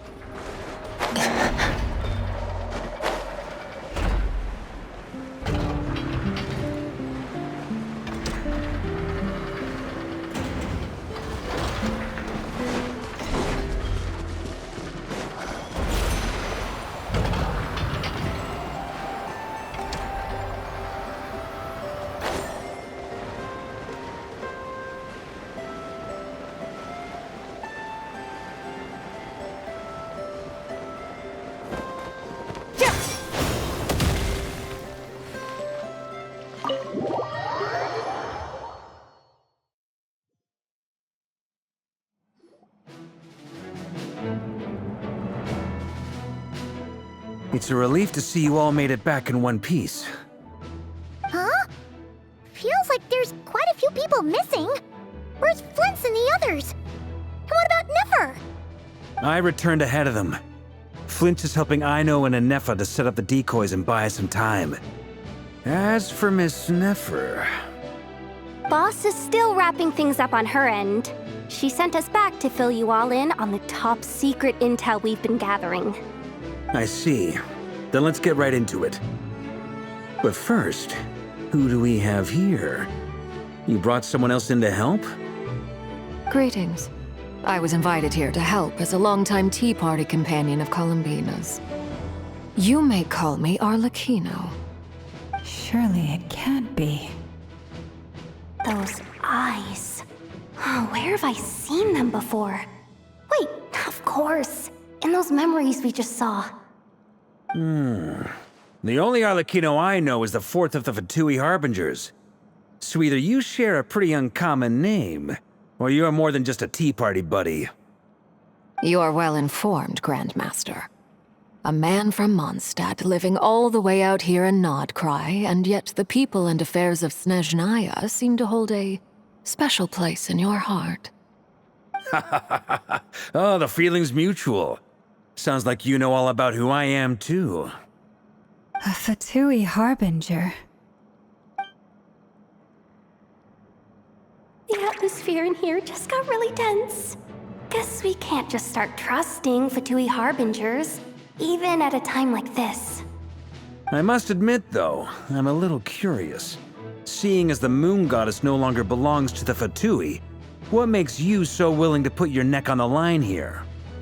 Nor does Nod-Krai belong to Mondstadt, Mr. Varka. Yet still, you're fighting for it all the same. Things don't always have to have a tangible payoff. Sometimes, stopping things from spiraling out of control is a higher priority than chasing the spoils of victory. Of course, I can't say there's nothing in it for me at all. But that's between Columbina and myself. Forgive me. I don't mean to doubt you. It's just that the Fatui really have been the source of many of our troubles. We have our own way of doing things here in Nod-Krai. But ever since they arrived, the Fatui have treated us with nothing but hostility. I know there's been a lot of bad blood between us in the past. I've done my utmost to avoid friction whenever I could. But sometimes fundamental conflicts of interest simply can't be settled amicably. That's why I'm here solely in a personal capacity. This has nothing to do with the Fatui. As a gesture of good faith, I'll be frank. I can help Columbina track down the iridescent moon's marrow, which will help her restore more of her power. Anyway, what else is on the agenda? Let's begin. She says she'll be frank, then completely skips over the details. Looks like she doesn't want to give away too many secrets after all. But she clearly wants to change the subject. It'd be awkward if I tried to bring it up again now. I guess we'll just have to go along with it. She's the fourth of the Fatui Harbingers after all. One look and you can tell she's not someone you'd want to mess with.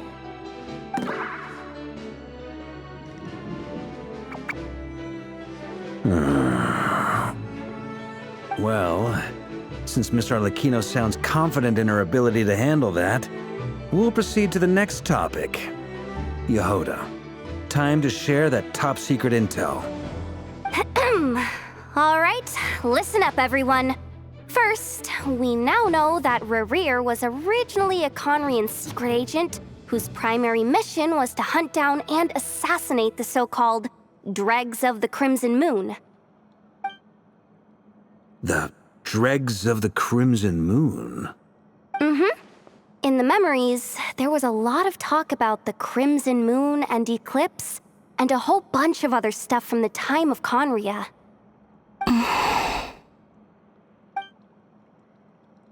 To my knowledge, those were the names of two different Conrian dynasties.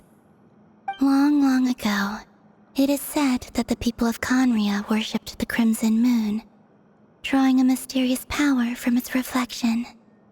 But one day, Aku saw the crimson moon eclipsed, hence the name of the new dynasty that replaced it, and how it became the new emblem of Conria. Still, long after the Crimson Moon dynasty had fallen, the last ruler of the Eclipse dynasty, the Vinster King, still coveted the secrets it left behind. So, he sent the Raehir of Solnari to secretly hunt down the Crimson Moon's few remaining followers. In those days, Rerir showed no signs of madness. In fact, he was as normal as any other person. Oh, and he had a fiancé, or at least a would-be fiancé, called Tholindis. What's the matter?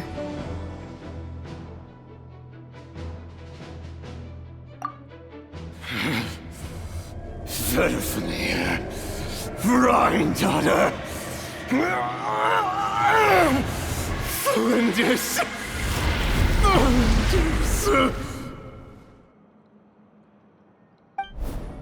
Interesting. Anything else? What about this would-be fiancé of his? Do we know anything about her? Well, she was a researcher at the Universitas Magistrorum, but it felt like she was hiding some kind of secret. Oh, and one more thing. For some reason, Rerir's fragment also contains some of Tholindis' memories, though only a very small portion. Well, no shortage of potential leads, I'll give you that. In any case, it sounds like we can conclude that while Tholindis was still around, Rerir appeared to be lucid and quite normal. Tholindis, it seems, must have been the one thing in this world that he couldn't let go of. Tell me though, were these pure-blood Conrians we're talking about here?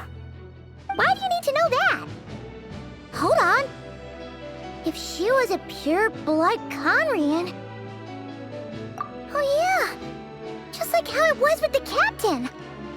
If we could somehow find her, do you think there's any chance Rerir might regain some of his sanity? It's possible, but it would take a miracle. We can't pin all our hopes on that. That merchant who never knows, Dori Sangama Bay. Maybe we could hire her to look into it. All right then. Let's keep working in our separate teams. Traveler, Paimon, Kutar, and Miss Arlecchino will go look for the iridescent moon's marrow. As for the others... On the way over here, I noticed that the wild hunt monsters had grown even more frenzied in their search for Kutar. At this rate, the people living here will be in grave danger too. So I'm thinking of gathering together some of our followers to go wipe them out. I'll head back to the curatorium and meet up with the boss. Feels good knowing we've all got something to be getting on with. Given that the Wild Hunt has been a lot more active lately, the Lightkeepers have likely begun their own operations too. If that is the case, someone will need to pass the news on to Flint's. I'll hold the fort for now, then discuss our next move with Flint's, Aino, and Anefa when they get back. All right then. Well, the clock's ticking. If that's everything, we'll be on our way. We'd better get moving too. We'll try to buy you as much time as we can. Relax. Just do your thing. Now, I decided to call in some backup since things are getting so hairy. Our reinforcements should be here any minute now. Stay safe, everyone. Dismissed.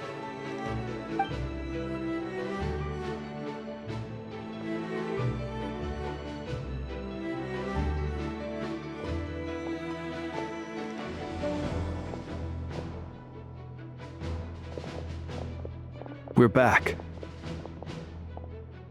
Did we get here a little early? Or a little late? A tad late. The others have already set off. To summarize, our resident moon goddess has found us a new ally, and Boss Nefer has uncovered some promising info. Everything going smoothly on your end? Not great. I don't know how long we can stall them for. The decoys are getting taken out way faster than we imagined. I'm gonna make some more later, but I need a timeout first. I'm so tired right now. Oh, right. Ineffa, could you fill in Uncle Varka on what we just discussed with Flint's? Sure. Uncle Varka, you previously told us about how when you went to investigate a source of the Wild Hunt in Amsvartnir, you discovered that it was just a diversion. But according to Flint's intel, several outbreaks of the Wild Hunt had already occurred in Nod-Krai in the period leading up to that.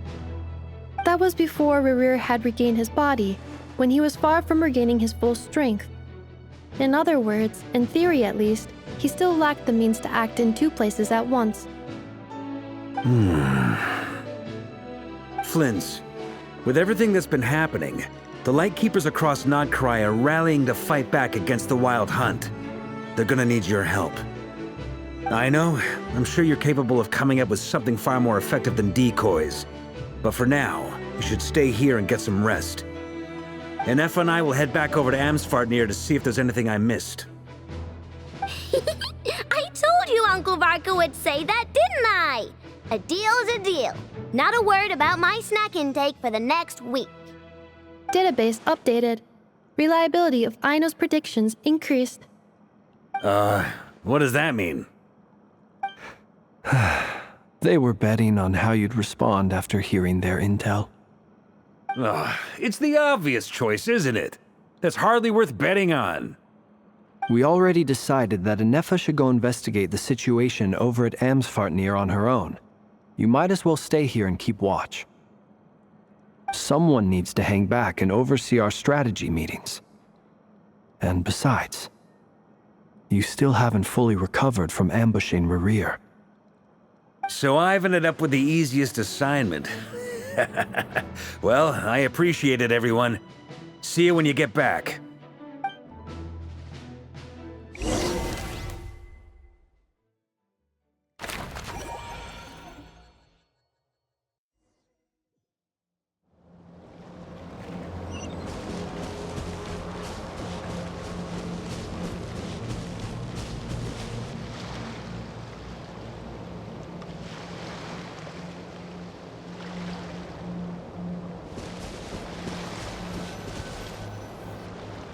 Here, this will serve as a good spot to cross over. Arlecchino, hold up a second. Since you brought us all this way, would you mind telling us what you've got planned? We still haven't got the slightest idea what's going on here. And if even Columbina doesn't know where the iridescent moon's marrow is, how do you? Simple. Because I am an inheritor of the royal bloodline of the Crimson Moon. And one of the last surviving embers of the Two Worlds' flames. Huh? Are you serious? Isn't you're a descendant of that Crimson Moon dynasty we were just talking about? The one from ancient Conria? Your surprise is understandable. I was also taken aback when I first learned of it. But the more I thought about it, the more I realized the signs had been there all along. When I was young, I discovered I could wield a very special kind of fire. It coursed like blood through my veins and smoldered away inside my nerves. What's more, whenever I experienced strong bursts of emotion or drew too deeply on this power, it was like some kind of presence within the fire would begin to gnaw away at me, consuming me from the inside out. Exactly. That is why my hands are like this, too. At first, I saw it only as a curse, but once I became a harbinger, the jester apprised me of the truth. Together with my own investigations, over the past few years, there are several things that I have gradually come to understand. For instance, take the so-called Crimson Moon. In truth, it is nothing more than the shattered remnants of the iridescent moon, fused with the abyss to prolong its lifespan. Since this blood flame was bestowed upon me by the Crimson Moon, it is a fusion of the iridescent moon's former power and the corruption of the abyss. You all understand the nature of the abyss well enough. I draw upon its power, and in return, it hungers for my soul. This strange blackness is the mark of corruption it has left behind. If I recall correctly, You once told me that if the corruption ever made it to your heart, you'd become a completely different person. Yes, and that's the reason I'm always careful not to push my power too far. It's essentially a never-ending tug-of-war. Whew. Sounds intense. Anyway, the rest of my story can wait. Is there anything else about the Crimson Moon or the Iridescent Moon that you're unclear about? Paimon has a question. So, the Crimson Moon that the Karians used to worship was actually the Iridescent Moon, right? Which was one of the three Moon Sisters. Does that mean that the Karians were to the Crimson Moon as the Frost Moon Scions are to the Frost Moon? So much of that history has been lost. We have no way of knowing exactly what they were like. But I would suspect that the Conrians weren't as devout in their moon worship as it might appear. The iridescent moon's remains simply served as their link to the Abyss. Later on, perhaps someone discovered a way to make direct contact with the Abyss. Or maybe there was some kind of ideological divide. Either way, a dissenting faction staged a coup and drove out the royal heirs of the Crimson Moon dynasty. Still, even with the dark sun looming high overhead, the Crimson Moon's glow never truly faded.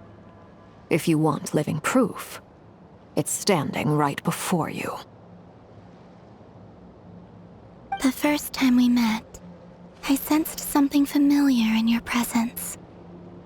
When I looked at you, I felt I could see that mysterious red moon in the corner of my eye.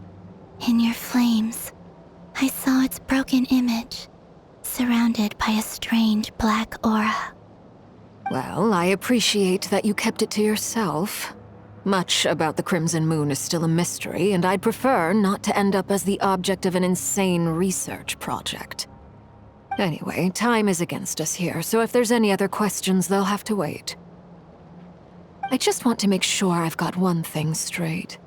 In her letter, Sandrone mentioned that since you are unable to contain the iridescent moon's marrow yourself, you intend to leave it in my custody. Correct? That's right. For now, it's the only way I can pay you back for your help. The iridescent moon is already part of who you are, so with its marrow in your possession, you'll be even more powerful than before. Deal. Then let's get started. Get what started? What does this place have to do with the Crimson Moon? When I first became a Harbinger, the Jester gave me a book called Paranhari, also known as Leobranto Inamorato. You should be able to buy a copy next time you're in Fontaine. It's a love story set in the Crimson Moon era, but setting aside the tangled romances of its characters, it also records a few interesting details. In the Crimson Moon era, or so the story goes, there was an orphanage that received children from beyond the bounds of this world, and subjected them to a peculiar induction ceremony. Beyond the bounds of this world? For real? And what kind of induction ceremony? The Crimson Moon sages looked beyond this world for beings with powers that surpassed the gods. But fearing they might lose control, they subjected these children to a process of refinement. They made these children crawl up a fireplace and kept asking them, "Have you died? Did you see it?" Until they finally admitted to having died and seen a crimson moon. The adults embraced the children who passed the ritual, telling them, "Within the fireplace, you have traversed the flames between two worlds. Here and now, you are born anew." The book leaves much unsaid, but I suspect that this was their way of branding the children they had enrolled, leaving an indelible mark upon them so that they would forever live in the Crimson Moon's light. That explains why I can't sense the Crimson Moon's marrow in this world. It makes sense that it would be sealed in a special space that can only be accessed temporarily through some kind of ritual. But there's no fireplace here. Do you see a chimney anywhere? Oh, are we supposed to build it ourselves? Okay, fine. Paimon will go find some bricks. That won't be necessary. The fireplace is purely symbolic. The key to the ritual is crossing the flames between two worlds. In other words, the flames that burn within me. Those burned away by such flames leave behind a kind of ghostly afterimage in the world. In the days of Conria, people believed they could be used to bridge the gap between the two worlds of life and death. In short, I can open a passage to that space for you. That's the easy part. The catch is I'll need to stay on this side to keep the passage open, so I won't be able to come with you. Once you're inside, you'll have to find your own way. Very well. Then I'll open it up. Traveler, spare me a little more moonlight if you would. I may need it.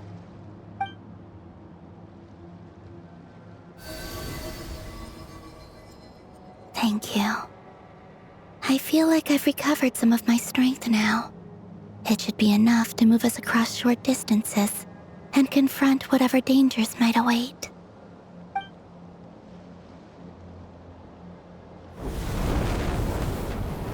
Mistress of the seven hues of ages past, great mother of the present, crimson-clad sovereign of the two realms, by fire severed, by fire renewed, I offer myself now and beseech your descent.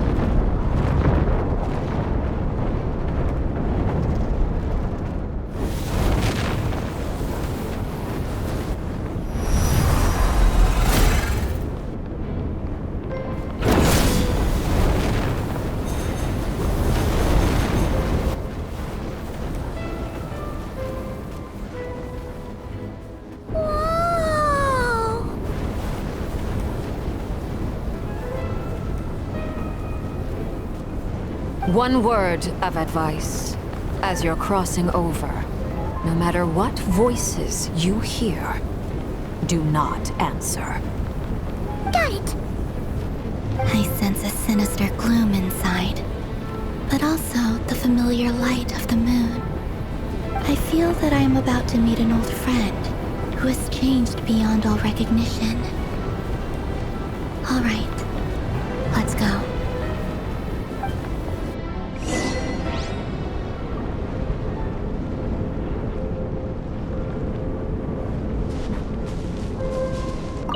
Seismic changes often begin with small windows of opportunity. This could be your window.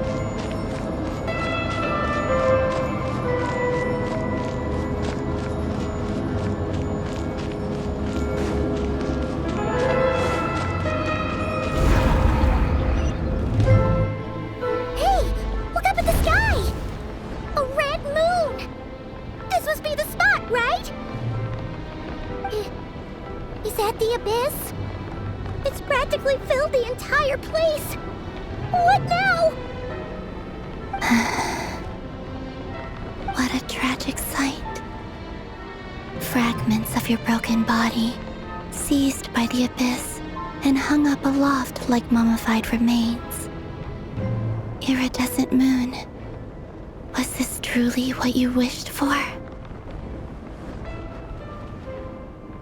Careful! There's something spooky about this place. Feels like something is lurking in the fog. Paimon's right behind you. Whatever you do, don't run off without her.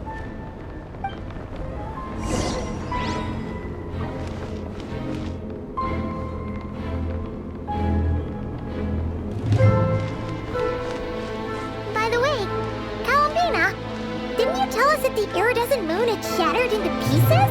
The moon up there looks pretty whole to Paimon. How is that possible?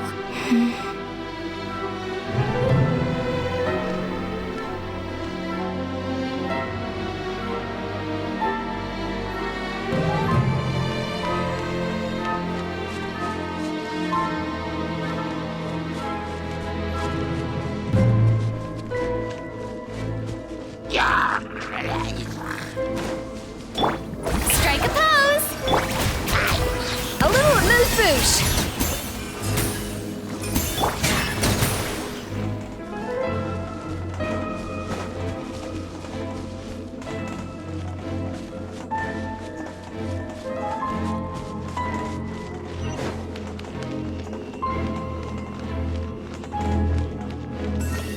Just like I thought.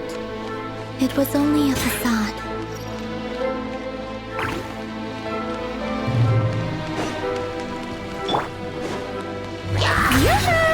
Off to the freezer! Transfiguration!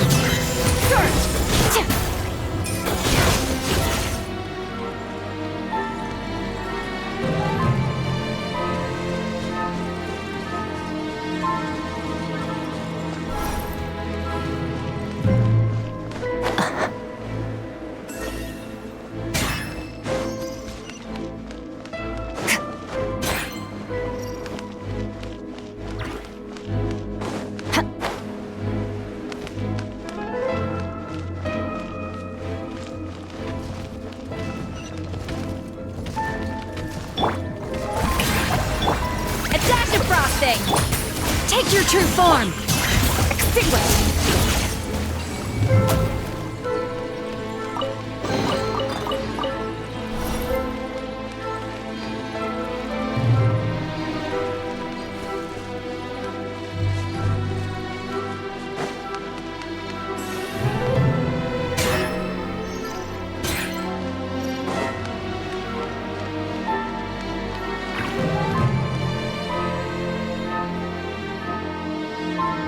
Huh?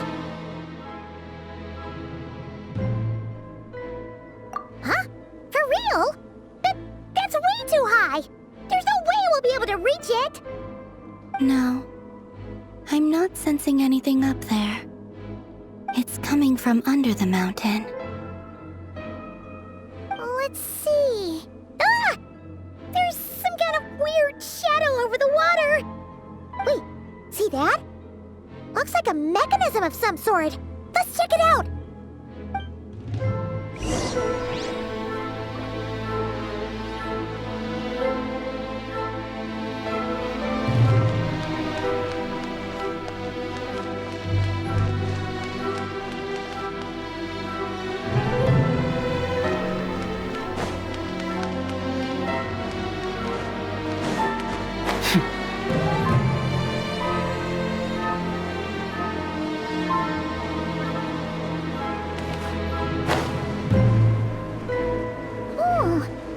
Looks like a device from the time of Kalia. Maybe people once came here to study the Crimson Moon's domain.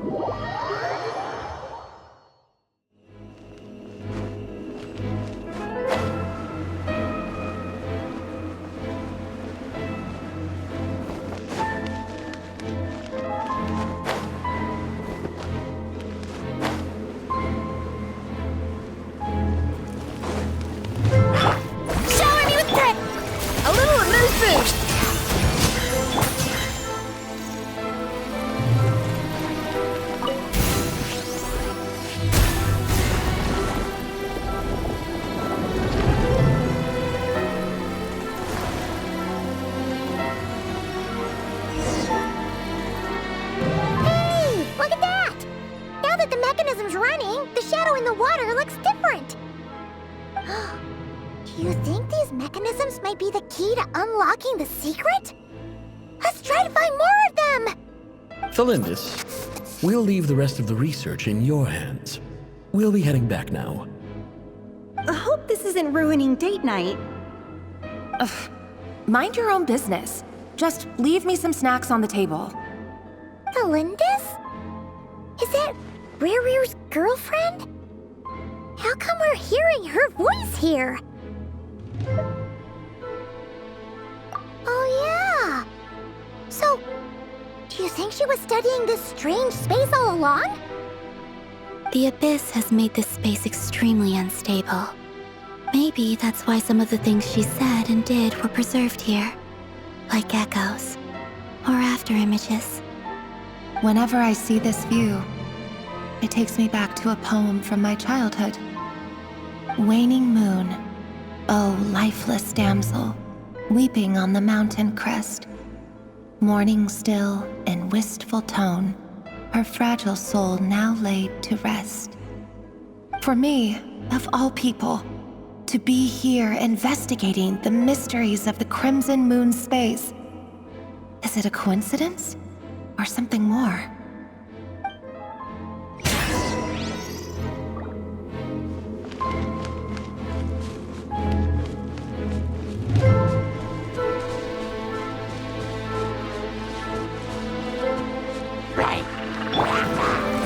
Strike a pose!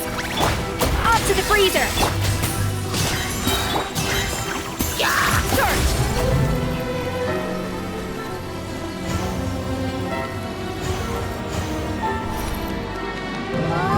Looks like the Abyss has messed up this mechanism. We need to find a way to get it working again. Let's see if there are any other devices nearby.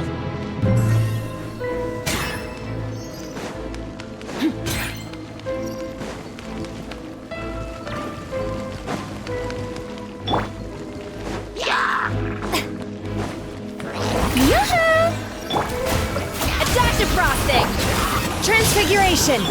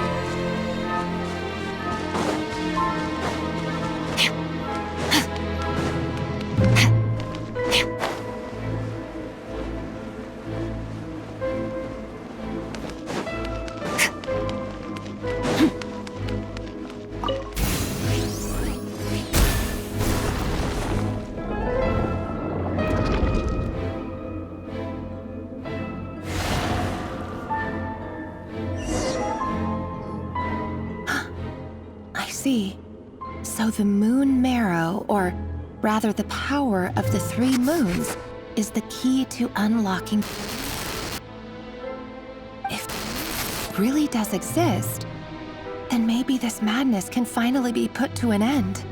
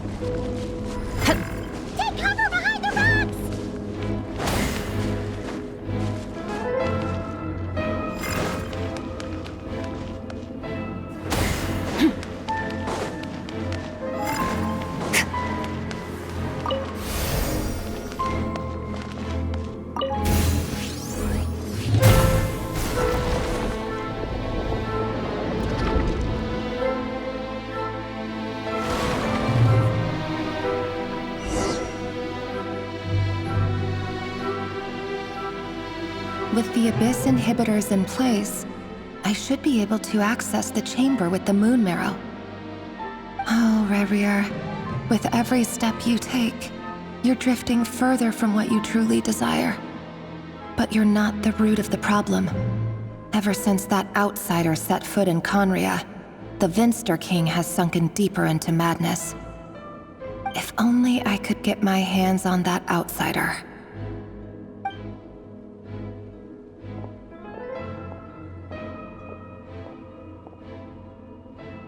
Hey look! The moon's reflection is back to normal! Felindus's voice mentioned a chamber with the moon marrow. Do you think maybe it's hidden in the moon's reflection? It must be. For within it, I sense the fragile aura of a dying soul. Then there's no time to lose! Let's go!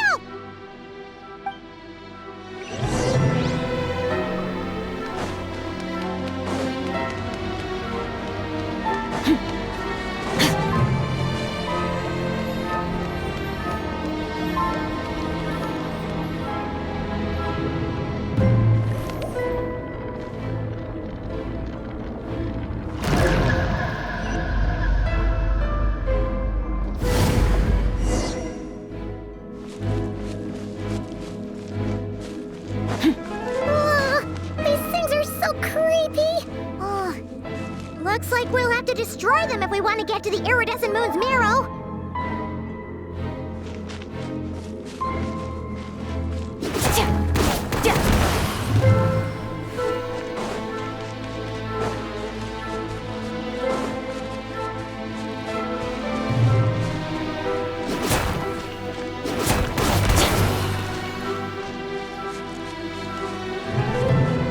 That must be the iridescent moon's marrow.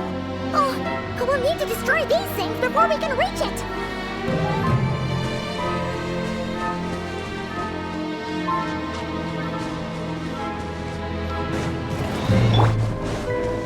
Strike a pose! The pinnacle of excellence! Take your true form, Cryo Incarnate! The stars fade to black. Let my name echo in song! Transfiguration! Off to the freezer! At first, the flavor!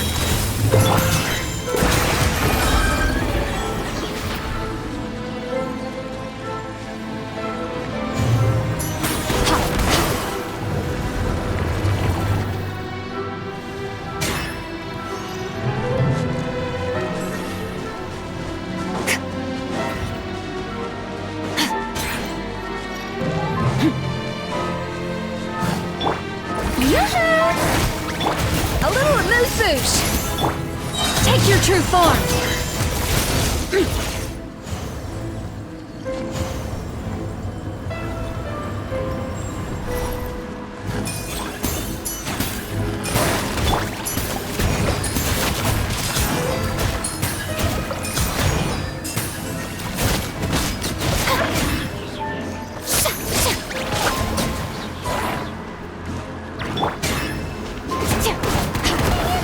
We're so close!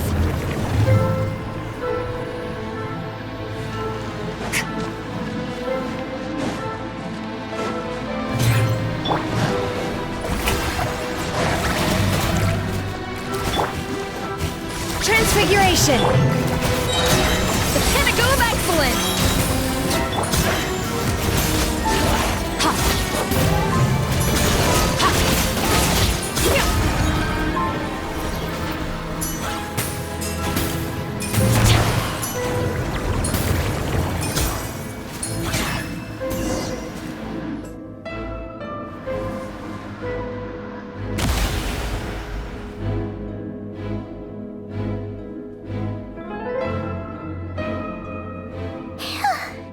We finally did it!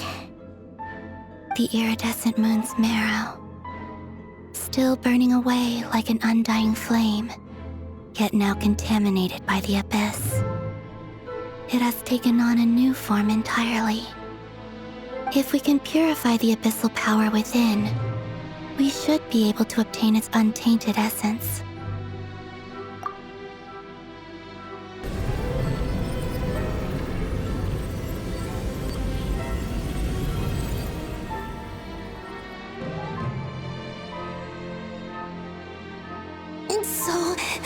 cold.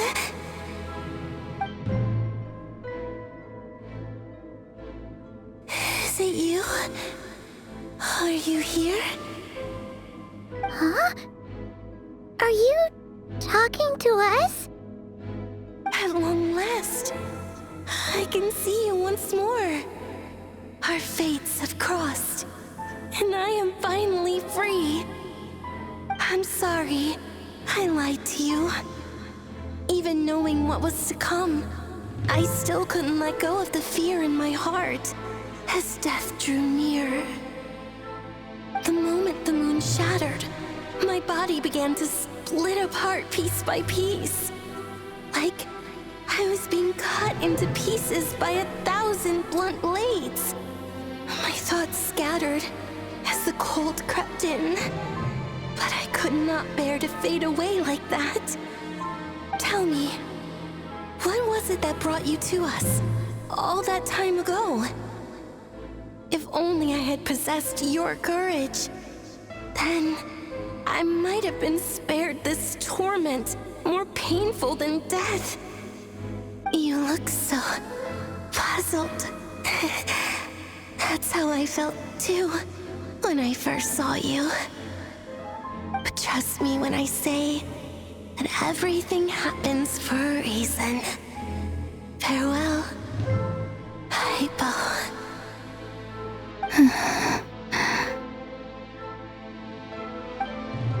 What was that all about?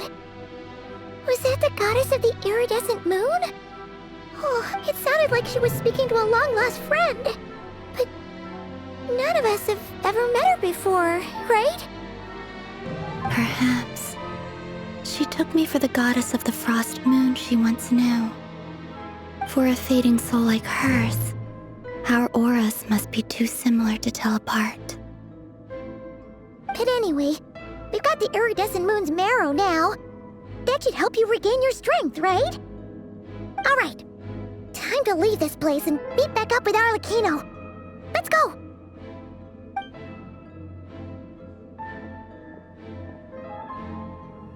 That's odd.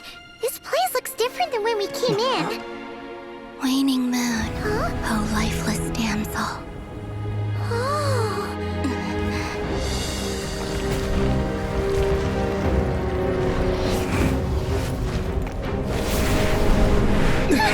Hurry! The place is collapsing! It wants to trap us here. Who's it? The Abyss? Now we've taken the moon marrow. All that's left here is a dark will. It will show us no mercy.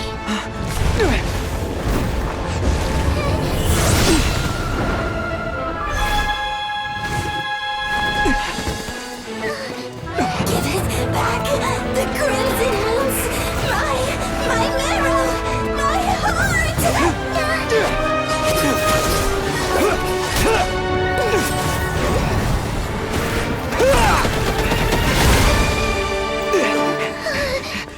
Finally! Huh? Oh no! The exit's blocked! They're back! Now what do we do? This is where you fall. Witness my rise. Hey, What are you waiting for?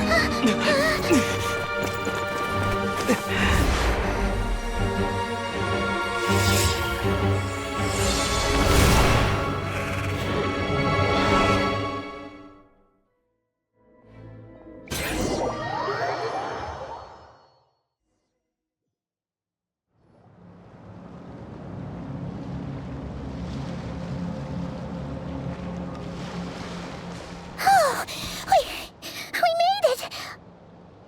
Was that you, Arlecchino? Did you save us?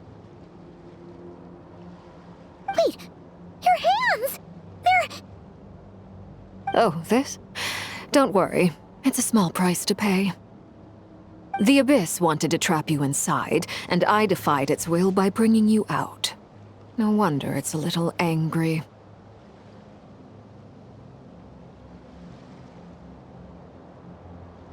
No. I have paid the price, albeit a small one, and it cannot be undone. My hands have already fused with the Abyss. Purification would simply destroy whatever's left of them. But surely... Oh, we're so sorry, Arlecchino. Paimon can't believe you'd make a sacrifice like this for us. As much as I'd like to call it a favor, the truth is I was simply holding up my end of the deal. Well, Columbina. Yes, you did your part. And as promised, I will leave the iridescent moon's marrow in your care. From this day forth, may the two worlds' flames burn ever more brightly.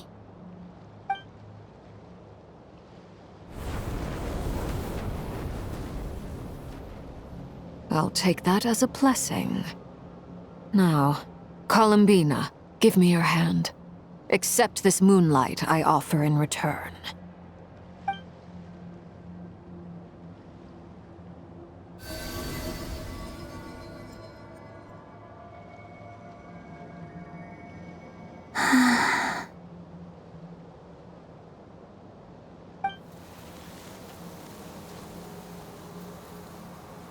Feeling stronger? Hey,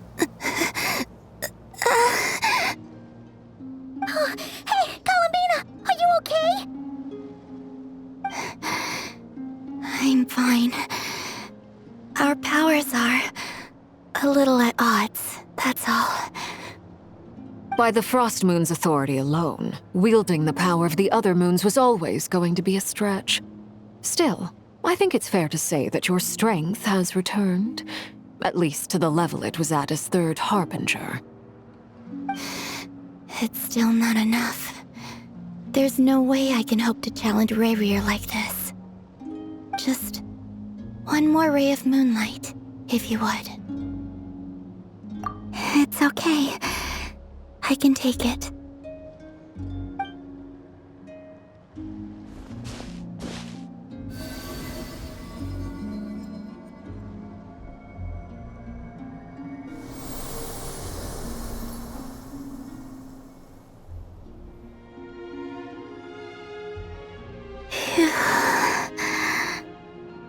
How about now? Fighting fit? At the very least, I won't have to stay hidden like before. I want to see him gone from Nod-Krai. The Rayheer of Solnari and his wild hunt must be sent back where they belong. Well, it's good to have something to aim for. You certainly seem more alive now than you did earlier. When I first met you, you didn't strike me as a ray of moonlight. More like a wisp of fog drifting in from who knows where, ready to scatter at the first sign of a breeze. But now, you're full of vitality, just like the Frost Moon, once the brightest of them all. May you keep shining, Columbina. This is who you are. Thank you. Look after yourself too, Arlecchino. I know you have plans of your own, and that's why you're always seeking to grow stronger. But whatever you're after, don't let the Abyss take a hold of you. I do not wish to see you go down the same path as Rayrier. I appreciate the concern, Columbina. Although perhaps it's time you took a new name. A new name? Kutar, the Moon Maiden, Columbina, they're nothing more than code names. They describe who she is and the roles she's played, but they're not her real name. We often use code names in the House of the Hearth, too. But it's knowing your real name that keeps you grounded. Up till now, you've been living a wandering life, so you've probably never really cared. All I'll say is this. Once you've defeated Rayrier, give it some thought. All right, that's it from me. I'll get you back safely first, then go meet up with Sandrone. You're the best! I appreciate the gesture. It speaks to your good character. Anyway, Let's get going. There are more urgent things to do right now than trade compliments.